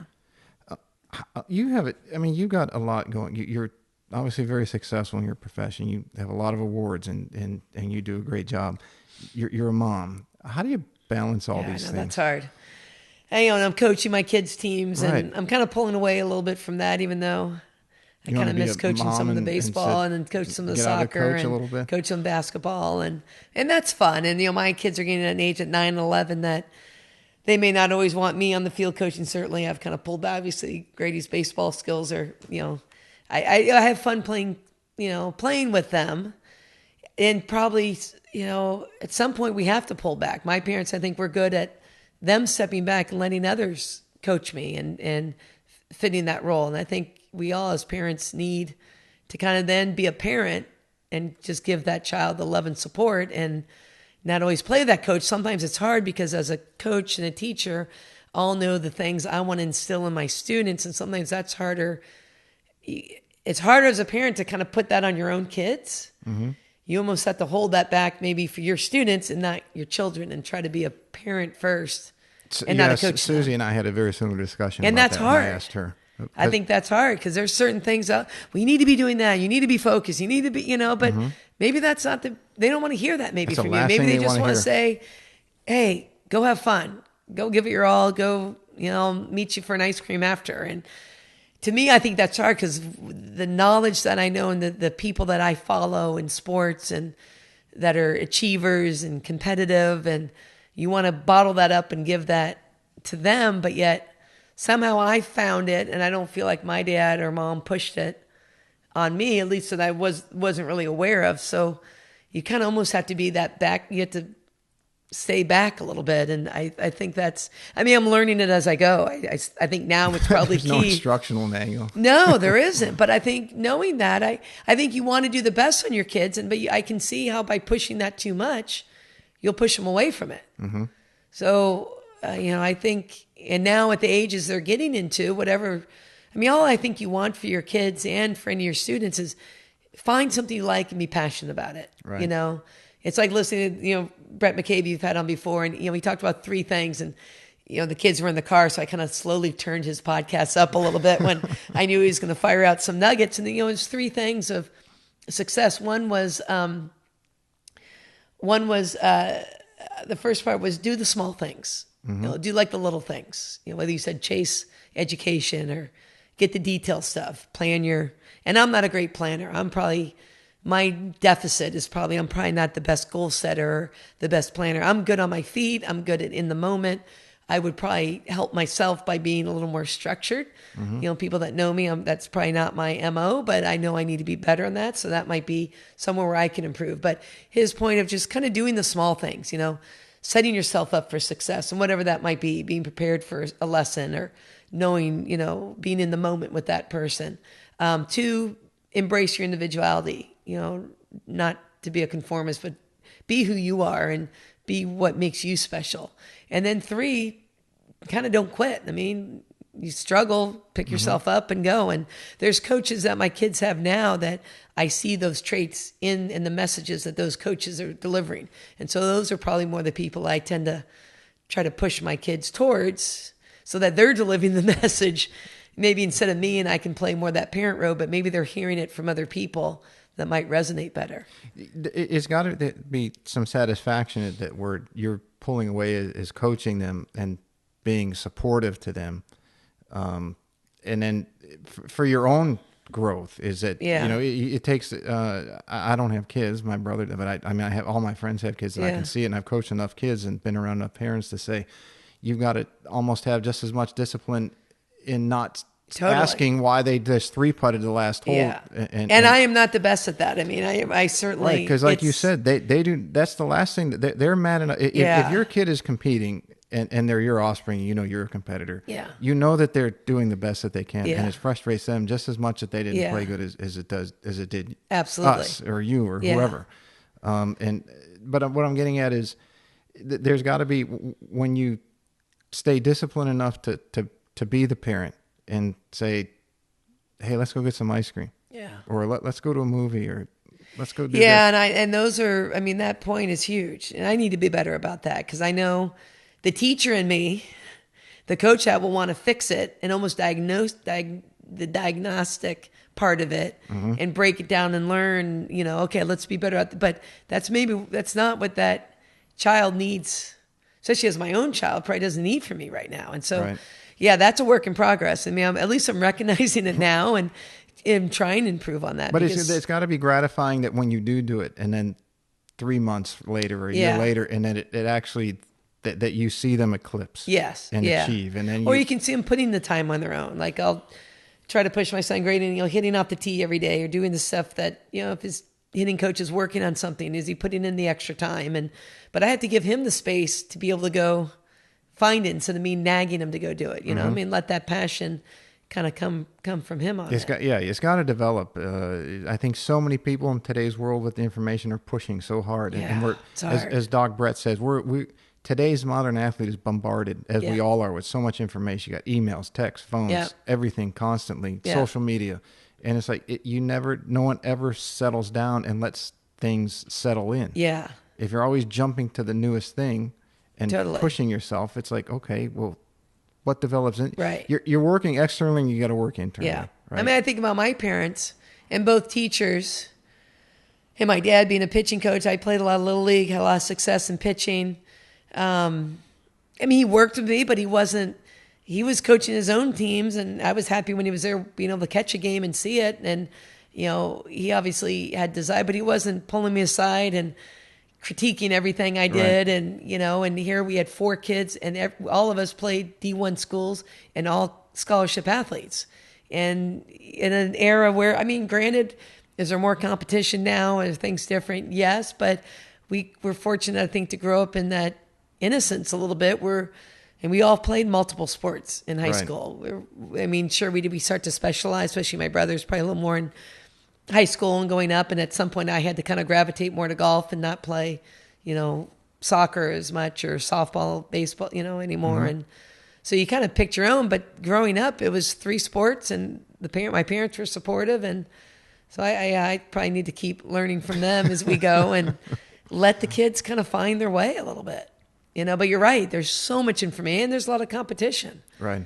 And there is early specialization. I think that's going to come back and bite us more. I'm really a big proponent of keeping 3 sports going, but it's tough. The colleges are recruiting earlier. They're signing people earlier. The putting more pressure on the kids to kind of specialize. Yeah, the whole system is going against what should be done. Yeah. And you listen to other people in the industry that say no, overuse industry and burnout, but yet what are we changing to make that achievable? Mm-hmm. Are we encouraging people to do more sports? Are we, these programs, they're money makers too. Tennis year round, soccer year round, travel programs, baseball year round. I mean, my son's almost playing baseball year round. My daughter isn't. I'm probably lighter on her. I probably push him harder than her. And she'll probably end up, knock on wood, she'll find her own way. And I don't know, am I harder on the boy than the girl? That's interesting. But, they're, just letting them find their way a little bit and find where their passion is. Yeah, it's a big thing. And I like I said, I don't have kids, so it's easy for me to say you need to let them do their thing and not be the parent all the time. But I'm not in that situation. And our junior programs, I mean, you look at competitive junior programs and the AJHA events, and kids are getting better faster. But how much burnout? I still think golf's neat because I think you can peak later. Mm-hmm. I think the old, I'm hoping you still can. I think you look at number 2 players that maybe didn't pick it up till, or start playing a ton till they were in their teens. And, who knows? I'd like to see us get back to that, because that's a game that you can keep playing for so long. So absolutely. I'd let the kids be athletes. If you wouldn't have become a teacher and a coach, what would you have done? I wanted to be a vet, actually, be a veterinarian. And then I went to Michigan my freshman year with all chem and physics and all the science. I was like, oh boy, I'm getting beat up a little bit with all these pre-med majors. So I changed to communication and marketing. I don't think I would not be able to go to an office and sit and be in this. I'm not good probably at staying the same thing every time. Mm-hmm. So it probably would have been something innovative, something that's kind of changing and evolving. I mean, I think that's why I like what I do, because I don't have to go, I can't be in a box 9 to 5, punch a clock, do the same thing every day. I like variety. I like the difference, having someone new almost every hour, doing golf schools for a small group and staying with them for 3 days and seeing them evolve, and then having another group come in. So who knows, with technology, maybe I would have done something, some kind of startup company, and kind of... You'd be back in California. Yeah, maybe back in California. Yeah, right, with all my Google friends and Facebook friends that are, 35 and driving their $200,000 cars. No, Teslas. All their Teslas. That's it. Where do you see teaching going in the future? I mean, technology has come so far, and you utilize a lot of it. Yeah, I do. I'm not as good. I kick myself every day because I need to put more content out there on the internet, and I probably just need to set a camera up there and film myself teach, and then trim some of those nuggets and send them out, because I feel like that's when I'm at my best, when I'm with a student. When I have to kind of film and do something kind of canned, I mean, I can do it, but it's just, okay, I got to set the camera up, I got to get a mic, so I get lazy with getting it done and shooting out content out there. But I think there's so much, people are gaining so much information. I've seen some of my peers' careers take off via the internet and better exposure. But I also think I've seen plenty of people that have come to me and said, I've taken this online lesson with this person, or I've studied this on the internet, and they don't have a clue of what they're fixing and how to fix it. You know what I mean? It just sounded cool. Until someone kind of gets their hands on them and moves them differently, or shows them, no, you're okay there. This is what needs to happen, or the club needs to be in a different position here. So as much as the technology is helping us and the information age is out there, and virtual lessons, boy, I still think that face-to-face is kind of key. Have you got on the bandwagon? Because you have enough of a following that you... Yeah, I haven't been very good about that. I need to. And I need to grow my following a little bit bigger. I need to put more content out there. I need to strengthen... I know all the things I need to do. I just need to dedicate. And that's kind of one goal this fall and winter, is to kind of get it done. Because I'm letting things kind of fly by, and I know I'm missing some opportunities and some exposure. I've been fortunate enough. I've always been busy where I've been, and kind of word of mouth and kind of a little more grassroots. But there's so many more people out there. Berkeley and I are partnering together and doing some 3-day golf schools, and they're getting behind me and promoting. And we did a great video that we're just releasing out there. And I think if I get on, I can produce some more content, instructional videos. And just to bring more people down to the Low Country, to come stay in the cottages that we have at Berkeley, to maybe look at a membership if they're looking at that, or a national membership, or just come experience golf in the Low Country. Our facilities, between the dining, the cottages, the learning center, 2 golf courses, 3 days of instruction with playing every afternoon. I mean, it's a great experience. So yeah, it is. It's a great That's place. one thing I'm really excited to kind of get behind and promote those. And I think... past COVID, I think those small golf schools are coming back. And I think we lost them for a little bit, but I think they're coming back to us. So more videos. Anything? Are you going to do a website where people can you can do where they send it in? They send it in, and I do online instruction right now. I need to probably do more of that. I think there's ways. I'd like to do more, almost like FaceTime, where I can communicate with that student and see them instead of me just producing something. But you might have a club in your living room, or in like a little net or something. I can kind of talk you through it a little bit, right? And they can see me demonstrating. So it's almost like teaching someone who's in front of you in a COVID era, where maybe you're keeping your 6 feet, right? And doing that with a live camera. If they can pop their phone on FaceTime, I can pop mine on, and we can exchange that way. That way they can hear me communicating. I can see how they're taking the information, how they're processing. Are they overdoing it? Are they underdoing it? And kind of doing something that way, I think, would be beneficial. Because the player left on their own is tough. Well, they're just going to tinker. They tinker, or they go down a road, or they get the information from, say I do an online lesson, I'm kind of doing a voiceover. I don't know if they really exaggerated enough to make a difference, or, you know what I mean? So I think you still need a way to see them. I think with our technology now, there's a lot we can do remotely, which is great for people. You know, there's some great apps out there. They can get plenty of information. I think we can customize it for the student. So if they leave me in the lesson, I can stay in touch with them. They can even send me a video. I can, create a locker for them and give them a couple of keys, shoot that back to them. What do you use? What technology for that? I'm kind of in the midst of just researching that. There's a lot of things out there. I'm partnering with a company, with Thrive Sports, and they've got a good platform with that, and some of their face-to-face via an app and doing that. I think Marty Chuck is using. Is it Golf Now? No, not Golf.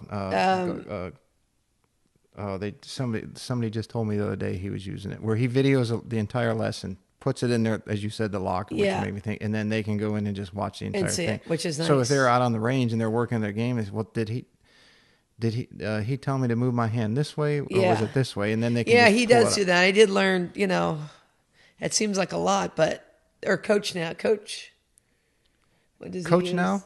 Is it Coach Now? It might be Coach. There's so many. It's so hard to Coach Now. There's a handful of new apps that are going that way, and I like that. I mean, I think I've used Huddle Technique quite a bit. Yeah, Huddle's very good.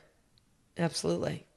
And I think that's a platform post-COVID, and I think we've seen how many people that are out there getting information off the internet. I still think we need that face-to-face is still, I think, so important. I agree. I think it's second. I think as a follow-up, we can do so much remotely and remote coaching, and I think, with some basic launch monitors, people can kind of learn and understand face and path relationships, so that can help them. I think we can teach them as coaches and teachers, understanding people. I think they still have a hard time understanding why the ball goes a certain direction, right? I mean, so if we can help them understand that, they can self-diagnose a little bit better, or at least not work against themselves. You can put all the hula hoops and spray paint all the curves and arcs and lines, and they look at it just like, I know, glass-eyed. Right. I know. It's so funny. Until they really get that aha moment, and you find what that trigger is for them, and that's communication too. I mean, that's one thing, with technology, I still think there's that art of communication and the people. It's still a people business, and it's still being with that person and that relationship that I think is key. The new with the millennials, and they're a huge market. I think they like the information fast and quick, and I think we've got to be able to adapt to that market as well. If there's a young teacher out here, young girl or boy listening, and sees you in magazines, sees you on different things and videos, what's the best piece of advice you could give them? That they want to become the next Krista Dunton. Yeah, I think find a couple good mentors. Doesn't have to be one. Get 2 or 3 that you can learn from. If you like, like I gravitated to Mike and Jim. I think you need a couple, 2 or 3 that have done the homework, have worked the hard way, and then learn. If it's, let's say it's a method, but learn their philosophies, understand it, get something that you can that's tangible, that makes sense to you, and learn it kind of inside and out. And then maybe within that, create your own style, but don't be single focus. Keep your eyes and ears open, learn people skills, learn communication styles, learn how to read people, learn different ways to get a thing done. Be creative. I mean, the teachers I mentioned tonight can't, Craig Shanklin used to watch teach. His energy and creativity. I mean, just Bob Tosky. I mean, the list goes on and on, the people I've learned from. And just the more, if you can take something from so many of them, but get a few key ones, but don't be in a box, stay open-minded and listen to the person and what they're telling you, and make sure that their golf ball is improving. People don't need to get worse before they get better. So you better see a difference in the golf flight and the sound within a few shots. Otherwise, the information's not right, or the person doesn't understand what you're saying, or they just aren't doing it. Right. So pay attention to what the golf ball, or if it's an exaggeration, you better tell them, hey, if it goes this way, understand why. If it goes that way, understand why. So I think being accountable to the information you're giving them too is huge. And use the internet, but don't forget about the human being in front of you. Yeah, because as we said, it's a people business. Yeah. And I don't think that's going to change no matter what technology's out there. I don't think so. Not in our lifetime. We're not robots. Mm-mm. And you can... I've seen technically really good swings that can't play. And I've seen horrible looking swings that understand it and can get the ball around the golf course and score. So, and I think teach the whole game. I love putting. I love learning from other putting instructors. I love short game. I've learned so much, from so many in short game, and watching good players and learning from other great short game instructors. It's been huge, and helping people with their short game. Amateurs are so bad, horrendous, and and understand kind of what they're trying to do. Sometimes what they're trying to do, their intentions, that's kind of right. That's kind of telling you everything right there. So kind of get inside their head a little bit. I had a guy come to me one time, and I think he was a 4, and he went up to a 10. And I said, "What's the problem?" He said, "My chipping is either chunk it or blade it." Yeah. And so he obviously angled his feet towards the target, and then he had his ball position was so far left. Yeah. And I said, "Where's your ball position?" He said, "Middle of my stance." I said, "Let me show you." Yeah. And it had to be 4 inches too far forward. I have no clue. And it took him 2 or 3 swings, and he just started hitting these perfect clip little chip shots, and that's it. I said, that's it. $150. Right, exactly. And a lot of times it's not that hard. Mm-mm. We don't, the other advice I would give is go take a lesson in something you're not proficient at. Mm-hmm. Go feel what it feels like to be, a 36 handicap, female that hasn't played, a lot of sports or a lot of, swinging motion type sports or racket type sports. Or one of the craziest things I did was I took martial arts for a while, did it for a long time, and over the course of it, I gotten into jiu-jitsu. And going from the golf course and playing, where you know exactly what to do in each situation, it's like you have this massive arsenal of whatever situation comes up, you know what to do. And then I go at night to the class, and I had absolutely no idea what I was doing. Right. And then if you had to go do that under pressure, or in front of 100 people, you'd be a mess. Total. It's your brain just goes. Yeah, I think we have no idea. And, the technology we have kind of gets things so quickly, but we have no idea how the student is processing that and what they come into the situation with. I think you can't assume too much. No, not at all. They don't know why a ball hooks. They don't know why it slices. So they have no idea. That's why, people will knock 2D video, but shoot, most people are very visual. They have no idea that their stance is this wide or this narrow, or like you said, in the ball position, or their shoulders are so cockeyed, or they're like this at a dress, or what it might be. So sometimes just seeing something, oh, I had no idea that I did that. Sometimes just little things like that. The iPhones are so good right now. Just filming someone, hey, take a quick peek at this, and just their overall image and look on it. The stuff we do is swing callus and seeing how people use the ground and pressure. How far. Sometimes that's crazy where people are on the force plates. I got to come out and check that out. You'd love it. It's really cool, especially for amateurs too. But I think just freeing people up is huge, especially with Yeah, they get so focused and narrow focused because let's say they were an expert in whatever field they were in. And they could have that laser sharp focus. They had the micro and the macro. Yeah. They could sharpen it and they could back off. And they didn't even realize that they would go in and out. Yeah. But when it comes to something they're not good at in golf in this situation, they get so focused and it just gets tighter. It gets tighter and tighter, and they just get freeze. So really, I mean, I do a lot of breathing work with people, and where do they store the tension? Is it jaw? Is it shoulders? Is it arms? Is it hands? And when they're on the golf course, where is that going to tend to kind of creep in? How do you create awareness on that? So, and that's the stuff P and Lynn have done with Vision 54, is just kind of creating awareness for the players and being more aware and playing by feel. It's a feel sport still. We still got to play by feel.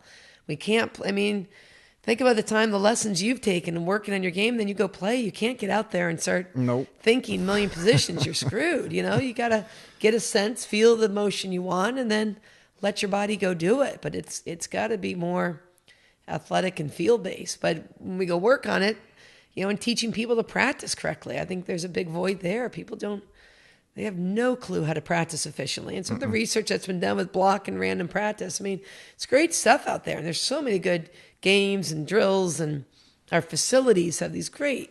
Look at Berkeley's practice facility. You can hit second to none. Every shot. We've got that one green that has 3 bunkers. It's 3 different types of bunkers. One kind of shallow, low lip, one medium, and one high lip. I don't even know if half the members know that you've got 3 totally different types of bunker shots. Go hit a handful of balls at each one and allow your technique to change. It was like at Belfair, but when Belfair was, you remember this because we might even talked about it, but there were fairways built into the driving range. I love that. Or that tree. I used to have players shape shots around that tree. And almost go nobody around would like practice hitting. They'd hit at a flag instead of, there's 2 designated runways in the driving range for you to practice your driving. Yeah. Just people get so stuck over the ball. I really make them go through the routine. Let's see what you do. Let's see how you walk into a shot. Do you have a concept of getting aimed correctly? Are you sitting over the ball too long? Are you, what does that look like? So I try to make sure with every lesson, not only get some technical in, but how are you going to take this from here to there? And what are you going to work on to make sure it enhances and keeps improving? And how do you practice correctly? And, how do you practice just learning first and then bringing in different targets and taking a thought to create a feel and working on feels and exaggerating practice swings, because your body's going to tend to go back to what it wants it to default. Yeah. So, and how do you, I think we can't feel our default we can't make a change until we can kind of feel that default, right? So until you can kind of really sense that, you go, oh, that's what that felt like, whether I'm too steep or too shallow, whatever it might be. So it's, it's hard, but it's fun. That's why, I'll call my mom and say, I think I figured it out. I think I know. Now I'm really hitting it well. Now I know what I need to do. She's like, oh my God. Until next week. Right. Until next week. Right. So it's always, I think, embrace the moment now and where you are. And, remember the things that help you hit the ball better, and stay true to those. A great point when P and Lynn, I said, they call it year 54. So when it's going well, write down what that's like. As a player, whether it's 1 hole, 2 holes, a couple shots, what's that like as a player? It might be, it could be something totally different for you versus me. Is it a technical thought? Is it a grip pressure? Is it a song in your head? Is it, I just felt more limber that day. It might not be, the days, okay, I'm going to get the course X number of time. I'm going to hit this many balls. I'm going to hit this many chips. That's not always a guarantee, right? There's plenty of days we've shown up. Right. That's really not. Rolling out of bed, you think you're going to have nothing and you play your best game. Or you prepared so hard and then you get out there and, or days you didn't prepare and, oh my God, I'm hitting it great. So what is it like when it's going well? What's it like? And write it down when it's not going well. And quite often when the wheels fall off, what we tend to do is we keep adding more things. We keep adding things more to the puzzle instead of going, all right, let me look at my page when it's going well. Oh, I've got a feeling of opening the shoulders, or I get that club swinging more left, or I'm looser in my arms, or I'm over the ball less, or whatever it might be. Or it's what we tend to do is we force it. We add more things to the equation when we're struggling. Mm-hmm. But when it's good, we see it, we feel what we want to do. The mind's probably usually pretty quiet, and we go, and we're in go mode. So we need to embrace that a little bit more and realize what that is, maybe being in that zone and how to get back How to get back to that. Yeah, allowing yourself to do that. And Yes. allowing yourself to make a mistake and not beating yourself up when you hit a bad shot. Not adding more swing thoughts over the ball when you're already struggling. When you're hitting it well, maybe you just have one thought. Mm-hmm.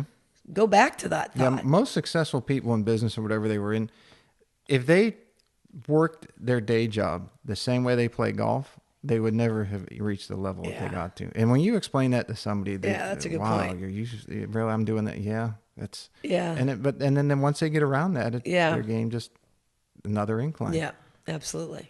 You ready to do some rapid fire? Sure. Then we'll get wrapped up. I know you've had a long day, and I'm sure you want to get home and relax. So the Ryder Cup has a walk-up song now.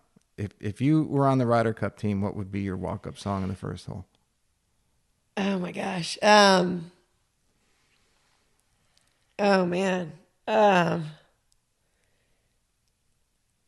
don't know, maybe that's a good question. I could there's that song. I know what it would be, that Macklemore song. We actually used it when I presented on the PGA Teaching Summit with Gail Peterson and Kelly Stencil, myself, and we used that Macklemore song. In the moment, this is the moment. I'm not good at anyway. You don't want to hear me sing; that'd be a disaster. But either that or Back in Black, or I'd go old school and some AC/DC. That's a good one. You know, it's crazy. I've started asking that song, and most of the songs that people say are from that era. Are they really? Yeah. Yeah. Best swing in golf. Who has it? I love Rory's golf swing. I love the flow of it. I really. I would have taken Tiger's in, probably 2000 era. I think probably between Tiger and Rory's are probably my two favorite swings, and they're athletic, they're dynamic, but there's a flow to them too. Right. I like the rounded style. I like the rhythm of it, but it's powerful, but not crazy. It's a full package. Yeah. Yeah. If there was a movie made about your life, who would play you? Oh my gosh. The poor person. I never pity the fool. No idea. When I was growing up and I was a little league, I pitched quite a bit. I would say my glory days at 12 years old, and I struck out 17 out of 18 boys in a 6-inning game. It was in Sports Illustrated and Faces in the Crowd. And I remember that. I used to get yelled at. Oh, is this Bad News Bears and whatnot? So Tatum O'Neal would play. Tatum O'Neal plays. So maybe I'd throw Tatum back in there. That'd be pretty good. But I don't know. And it's funny. I had a lesson today, and this guy, he came and he said, "Oh, my son, was telling me to go to either you or Andrew or maybe Dave at Colleton." And he said, maybe go see the female because women don't, he said, don't take this the wrong way. He said, they don't play a lot of baseball, and so they don't really know what it's like. And I kind of bit my tongue and kind of chuckled that didn't tell him that I was from a baseball family. And, my dad coached, for 35 years at Stanford, and I grew up playing baseball more so than golf. So his son said, go see her, because if she's figured it out, and is helping people, she might know what she's talking about. That was kind of funny. The best or worst lesson you ever gave? Because I know coaches always remember one or the other, if not both. One that they'd always love to have back, or one that they're just like, that was... Yeah. There's been a lot of great ones. There's been a lot of bad ones too. Probably the bad ones are when you just feel, and I think every coach could relate to this, when you feel like, oh God, I shouldn't have opened my mouth and given them that one more thought. Like you can just see that was the straw. Just the overflow in kind of the straw that broke the camel's back. So sometimes just not knowing when to pull back and let the student evolve a little bit. Mm-hmm. Those would probably be the worst ones, when I just either get too far ahead or kind of put too much out there too quickly. And the best ones, all kind of, it's like a plumber. It's knowing where to hit that pipe. So sometimes it's just that one little thing. I had a great lesson today, or just, to me it was so obvious, and it was one little fix, and the guy's like, oh my God, like so easy, So it's knowing the one thing that's going to make the biggest difference in the golf ball and make it easiest on the student. And they're almost like throwing a one hitter kind of thing, mm-hmm. So. All right, let's see a few more. Dream foursome. Hogan, Tiger, Rory, and me. One more. Yeah, maybe, of course you're going to be in your own foursome. I don't know. Maybe Derek Jeter. Baseball. Yeah, I threw a little baseball. And he just had so much success. He played with a lot of passion. Wasn't a big power hitter. Came to work every day and played. Huh? He always did the little things. He always did the little things. Play hard for his team. He kind of expected to win. He had a lot of success early. Mm-hmm. Worked hard. Was fired up. Was always positive. Just great energy. Let's see. Last book that you read. Because you're always looking to grow. Yeah, now I'm probably listening more than I'm reading. There is one. What is the name of that? What am I reading right now? Of course, it's a golf book. I'm probably reading more and learning, just more on how people learn. Mm-hmm. So learning styles. And I probably have too many books that I start and maybe don't finish, which is a bad MO. And listening, but I probably have a pile bedside and a handful of them, and they're all probably more on learning and practice, or how to kind of teaching people how to practice better.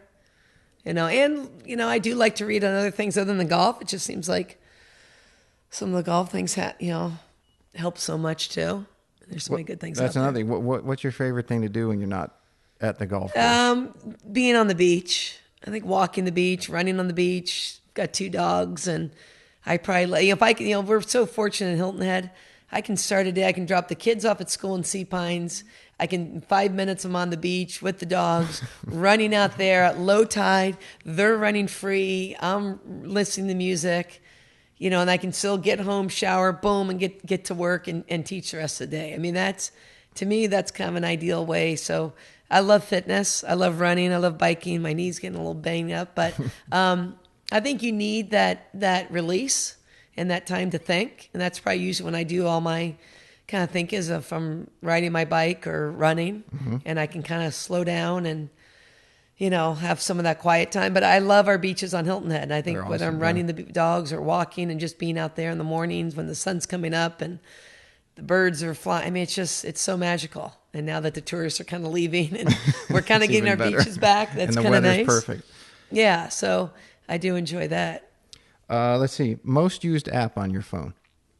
Probably Facebook, but after watching The Social Dilemma. I've heard of that. I need to see it. Boy, I'm pulling back a little bit on that. Probably Facebook, just a lot to see what other people are doing, whether it's teach in the industry and teaching, whether it's friends of mine, whether it's college friends, whether it's high school friends, but I also will think, boy, if I just spent X amount of time or minutes going through Facebook and reading what other people are doing, what if I really spent that time on myself, or finished my website, or did something to help my teaching program, or spent that time with my kids? And, I'm probably trying to be conscious with screen life and phone time, and that's probably one thing where I'm not as good on the teach. Because when I go home, I try not to keep that stuff around because, you need that one-on-one with your family at that time. So yeah, I found it, and I only have the 2 dogs, and, dogs are here depending on breed and size, 10 to 15 years. And it's like, okay, they're 7. Do I really need to scroll another tweet or Facebook thing? If they're sitting at my feet and looking up at me, it's like, okay, let's go. Yeah, play. Go do something, or go do something for yourself. So you start to look at that and think, okay, how much time am I spending? Right. So in this industry, though, I mean, you do need to put some post. I mean, that's where it's exhausting. It's like you're out there one-on-one, and then you got to do your promotion stuff. I mean, I need to be better about building people around me and getting more people to do other things, and probably getting someone to help hire to push some of the social media stuff so I don't always have to do it, or Right. build the content, let them get the stuff out there, because I mean that's like a whole nother Just have someone come video your lessons. side job. You Yes. doing lesson, and then Yeah. let them edit it and and push it out where it needs there. to go. Yeah, because it takes the people that are doing it well are spending a fair amount of time. When I do a doing podcast, now I don't do the editing. I've got someone to do that. But when I do the summary and the artwork for the thumbnail and write up all the other things and then push it all out there, Yeah. it's a half a day, Right. at least, per episode. Right. And I'm lucky enough I have the time to do it. Yeah. But yeah, if I was really busy, Yeah. oh God, I'd have I to mean, get I somebody to respect do the it. teachers that are out there, and I know all of them. They do a great job, again, in pushing out content, not only to promote themselves, but helping other teachers learn and promoting their brand and their students. And I mean, it helps. I mean, that's probably where I need to get better at, and I recognize that. So that's kind of a goal for the winter. But, I think we also, I've just with, I think you look at our teenagers in society. I think we need to break away from those phones. Mm-hmm. So I think it's a fine line. I think we need to put those down, and we need the face-to-face, because I just see where our youth today and teenagers are on them, and teen suicide rates are up, and maybe I'll go become a hand surgeon, because all the thumbs. totally, or neck from and people neck. being hunched over. Yep. So you need to watch The Social Dilemma. And if anyone out there that has kids or hasn't seen it, it's a great movie. Some people will have a flip Is that side on to it, but Netflix or Prime?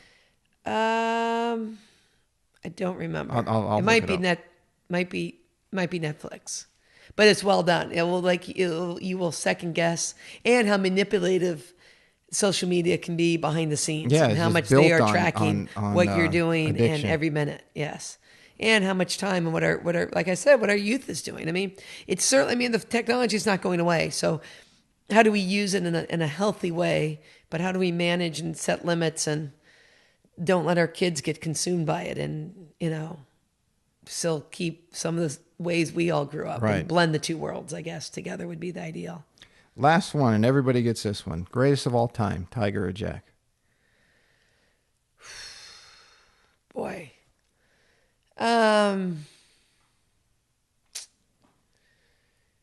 That's a tough one. I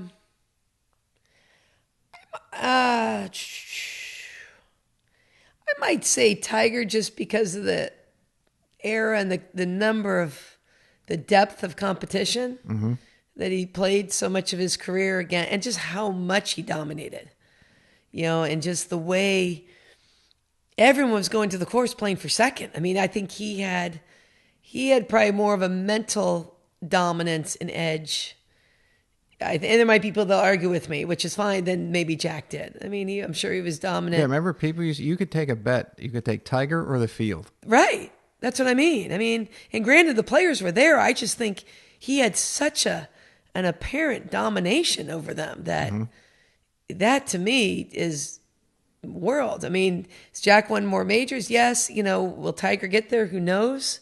They both, Jack, obviously the players he played against, crazy good. Mm-hmm. I just think Tiger's dominance, the way he did it, was pretty unbelievable.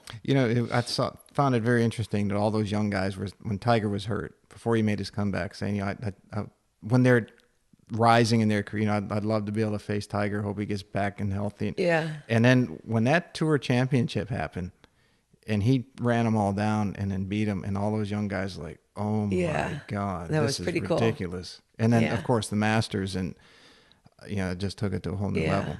Yeah. And I think it's so different now, and I think a player like Rory and maybe they're making so much money now. They're maybe seeing more of a balance in life. I mean, unfortunately for Tiger, he sacrificed.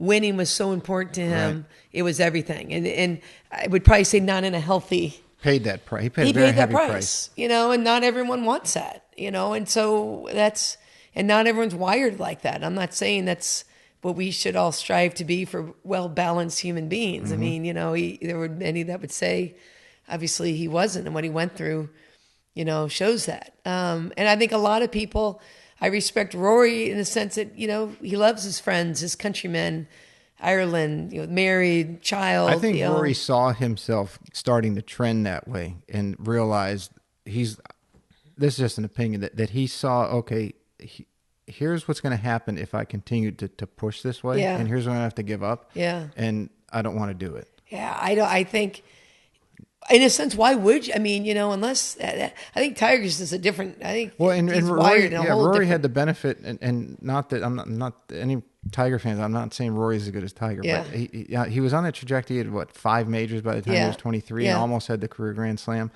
But it's just like he has too many other things he enjoys. There's more to life, and I think having Tiger ahead of him and seeing, or at least, and I think he and Tiger are friends. Yeah.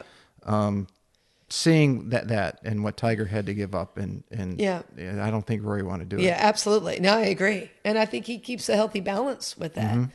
And I think there's so much money, these guys are making out there. Shoot, they could play 5-6 years, go raise a family, go do something else. I mean, if you're smart with your money and your investments, and once they're vested, the pension fund is amazingly great. Yeah.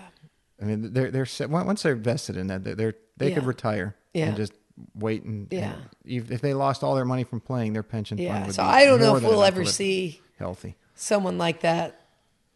I don't know who's that hungry and that to sacrifice that much to go after that much, especially as good as the competition's gotten. Mm-hmm. I mean, you look at now, and there's 50 guys in a week that could go out there. And that's across all spectrums. Like they're comparing Elon Musk to Steve Jobs, and I think somebody said it was easier when Elon was doing PayPal and then when he started Tesla, because he could pick almost what he wanted. Now there's so much competition in Silicon Valley and around the world that you don't have the free pick. Absolutely. And you go back to the Steve Jobs era. Well, the challenge then, you had to pick who you wanted to, but then it was like, okay, who are you going to find to do this type of work? Yeah, absolutely. So it has its own challenges in each era. Yeah, absolutely. So where can people follow you? They want to... on Instagram, Krista Dunton, pretty easy. Twitter, @Krista Dunton. Facebook, Krista Dunton Golf. You check out my website. That's just getting relaunched. So you will see a lot more of me on social media and YouTube channel. Keep loading more videos in there. I do some work with Golf Magazine, which has been great. Mm-hmm. Enjoy that. Golf.com, doing some pieces for them. And I'll have all the links to these in the summary. People just click on them. Yep, that's great. Any big schools you have coming up? Or so we are, like I said, so anyone looking to work on their game, we're doing 3-day golf schools at Berkeley Hall.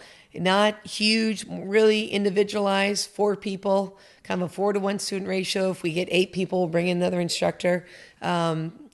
6 would work too, but 1 to 4 is great. We've got a staff that we can bring in more, but it's 3 days of golf instruction, 2 full days, 1 half day. Stay in our cottages, eat the great food at Berkeley Hall. We've got 2 amazing Tom Fazio courses. Be able to do instruction from 9 till about 1. I get on the golf course and play with you in the afternoon, and then let you keep playing if you want to keep playing. Some dinners in there, and then a half day on the 3rd day. So really a great way to work on your golf game, tune it up without ripping it apart, but fix the parts that need to be fixed to get you functioning better. Like we talked about a lot earlier, working not just only on the swing, but on your mental process and how you work on the short game and the scoring parts of the game. Mm-hmm. So it's kind of a well-rounded golf school, and not just golf swing, and not cookie cutter. You have to do it our way, and this is the 7 steps for a better backswing kind of thing. But if someone want to sign up, do they go to your website? They can go to my website or Berkeley Hall. I'd probably go Berkeley Hall. If they go Berkeley Hall, the information's on the website. There's a video with information and a link to sign up on Berkeley Hall. BerkeleyHallClub.com. I'll put that in the summary as well. That'd be great. All right. This has been awesome, Chris. You've always been supportive of the I know, and I know we've talked about this for so long, so I'm really honored to be able to get on here and talk with you. Scheduling with this type of industry is the challenge, but like I tell everybody, if it's 3 days, 3 months, 3 weeks, 3 years, whatever, so I get you on, it'd be great. That's awesome. Well, thank you for taking the time. Absolutely. All right, everybody. Thank you so much for listening to today's show. If you enjoyed it, you can find more information on today's episode and other topics at golf360.blog. There you'll find the show notes and links related to this episode, as well as any other episode that we've done so far to date. If you're interested in improving your game and would like to learn more from yours truly by taking a private lesson, a half-day or multi-day school, club or putter fitting, You can reach me through the blog site or by email, pete@golf360.blog. So some of you may be asking, what is the golf paradigm? All you have to do is click on the homepage while on my blog site to discover how you can start playing better than you ever thought possible. Or you can simply sign up, again, on the blog page for my instructional videos where I give regular tips on all areas of the game to include the swing, club design and fitting, health, fitness and nutrition, the mental aspects, and equally as important, the integration of all those things together. I'm also on social media, and you can find me at The Golf Paradigm. That's Paradigm, and I'm on Facebook, Instagram, and Twitter. And don't forget to subscribe to my YouTube channel, also under the same name, The Golf Paradigm. Facebook is usually the best way to reach me for questions and or comments, and I look forward to hearing what all of you have to say. This podcast is brought to you in part by Old South Golf Links. A short ride across a bridge from Hilton Head Island is one of the area's finest golf courses and a hidden treasure. Set up on towering pines and ancient oaks with sweeping marsh vistas, truly makes Old South Golf Links a one-of-a-kind golfing experience. The Clyde Johnson design was named one of the top 10 new public courses when it opened, and it also takes full advantage of the natural beauty of the Low Country. Old South is a fun and unique challenge for golfers of every skill level and a favorite of both locals and visitors. Whether it's your first time here or you're a regular, you'll be treated and feel like family. From the bag drop to check-in at the fully stocked pro shop with both men's and women's apparel, to breakfast or lunch before or after your round, the staff is always ready and willing to help. Experience for yourself why Old South is one of the premier golf courses in the Hilton Head area and why it will quickly become a favorite of yours too. Visit them in person or online at www.oldsouthgolf.com, or to make it tee time, simply call the pro shop at 843-785-5353.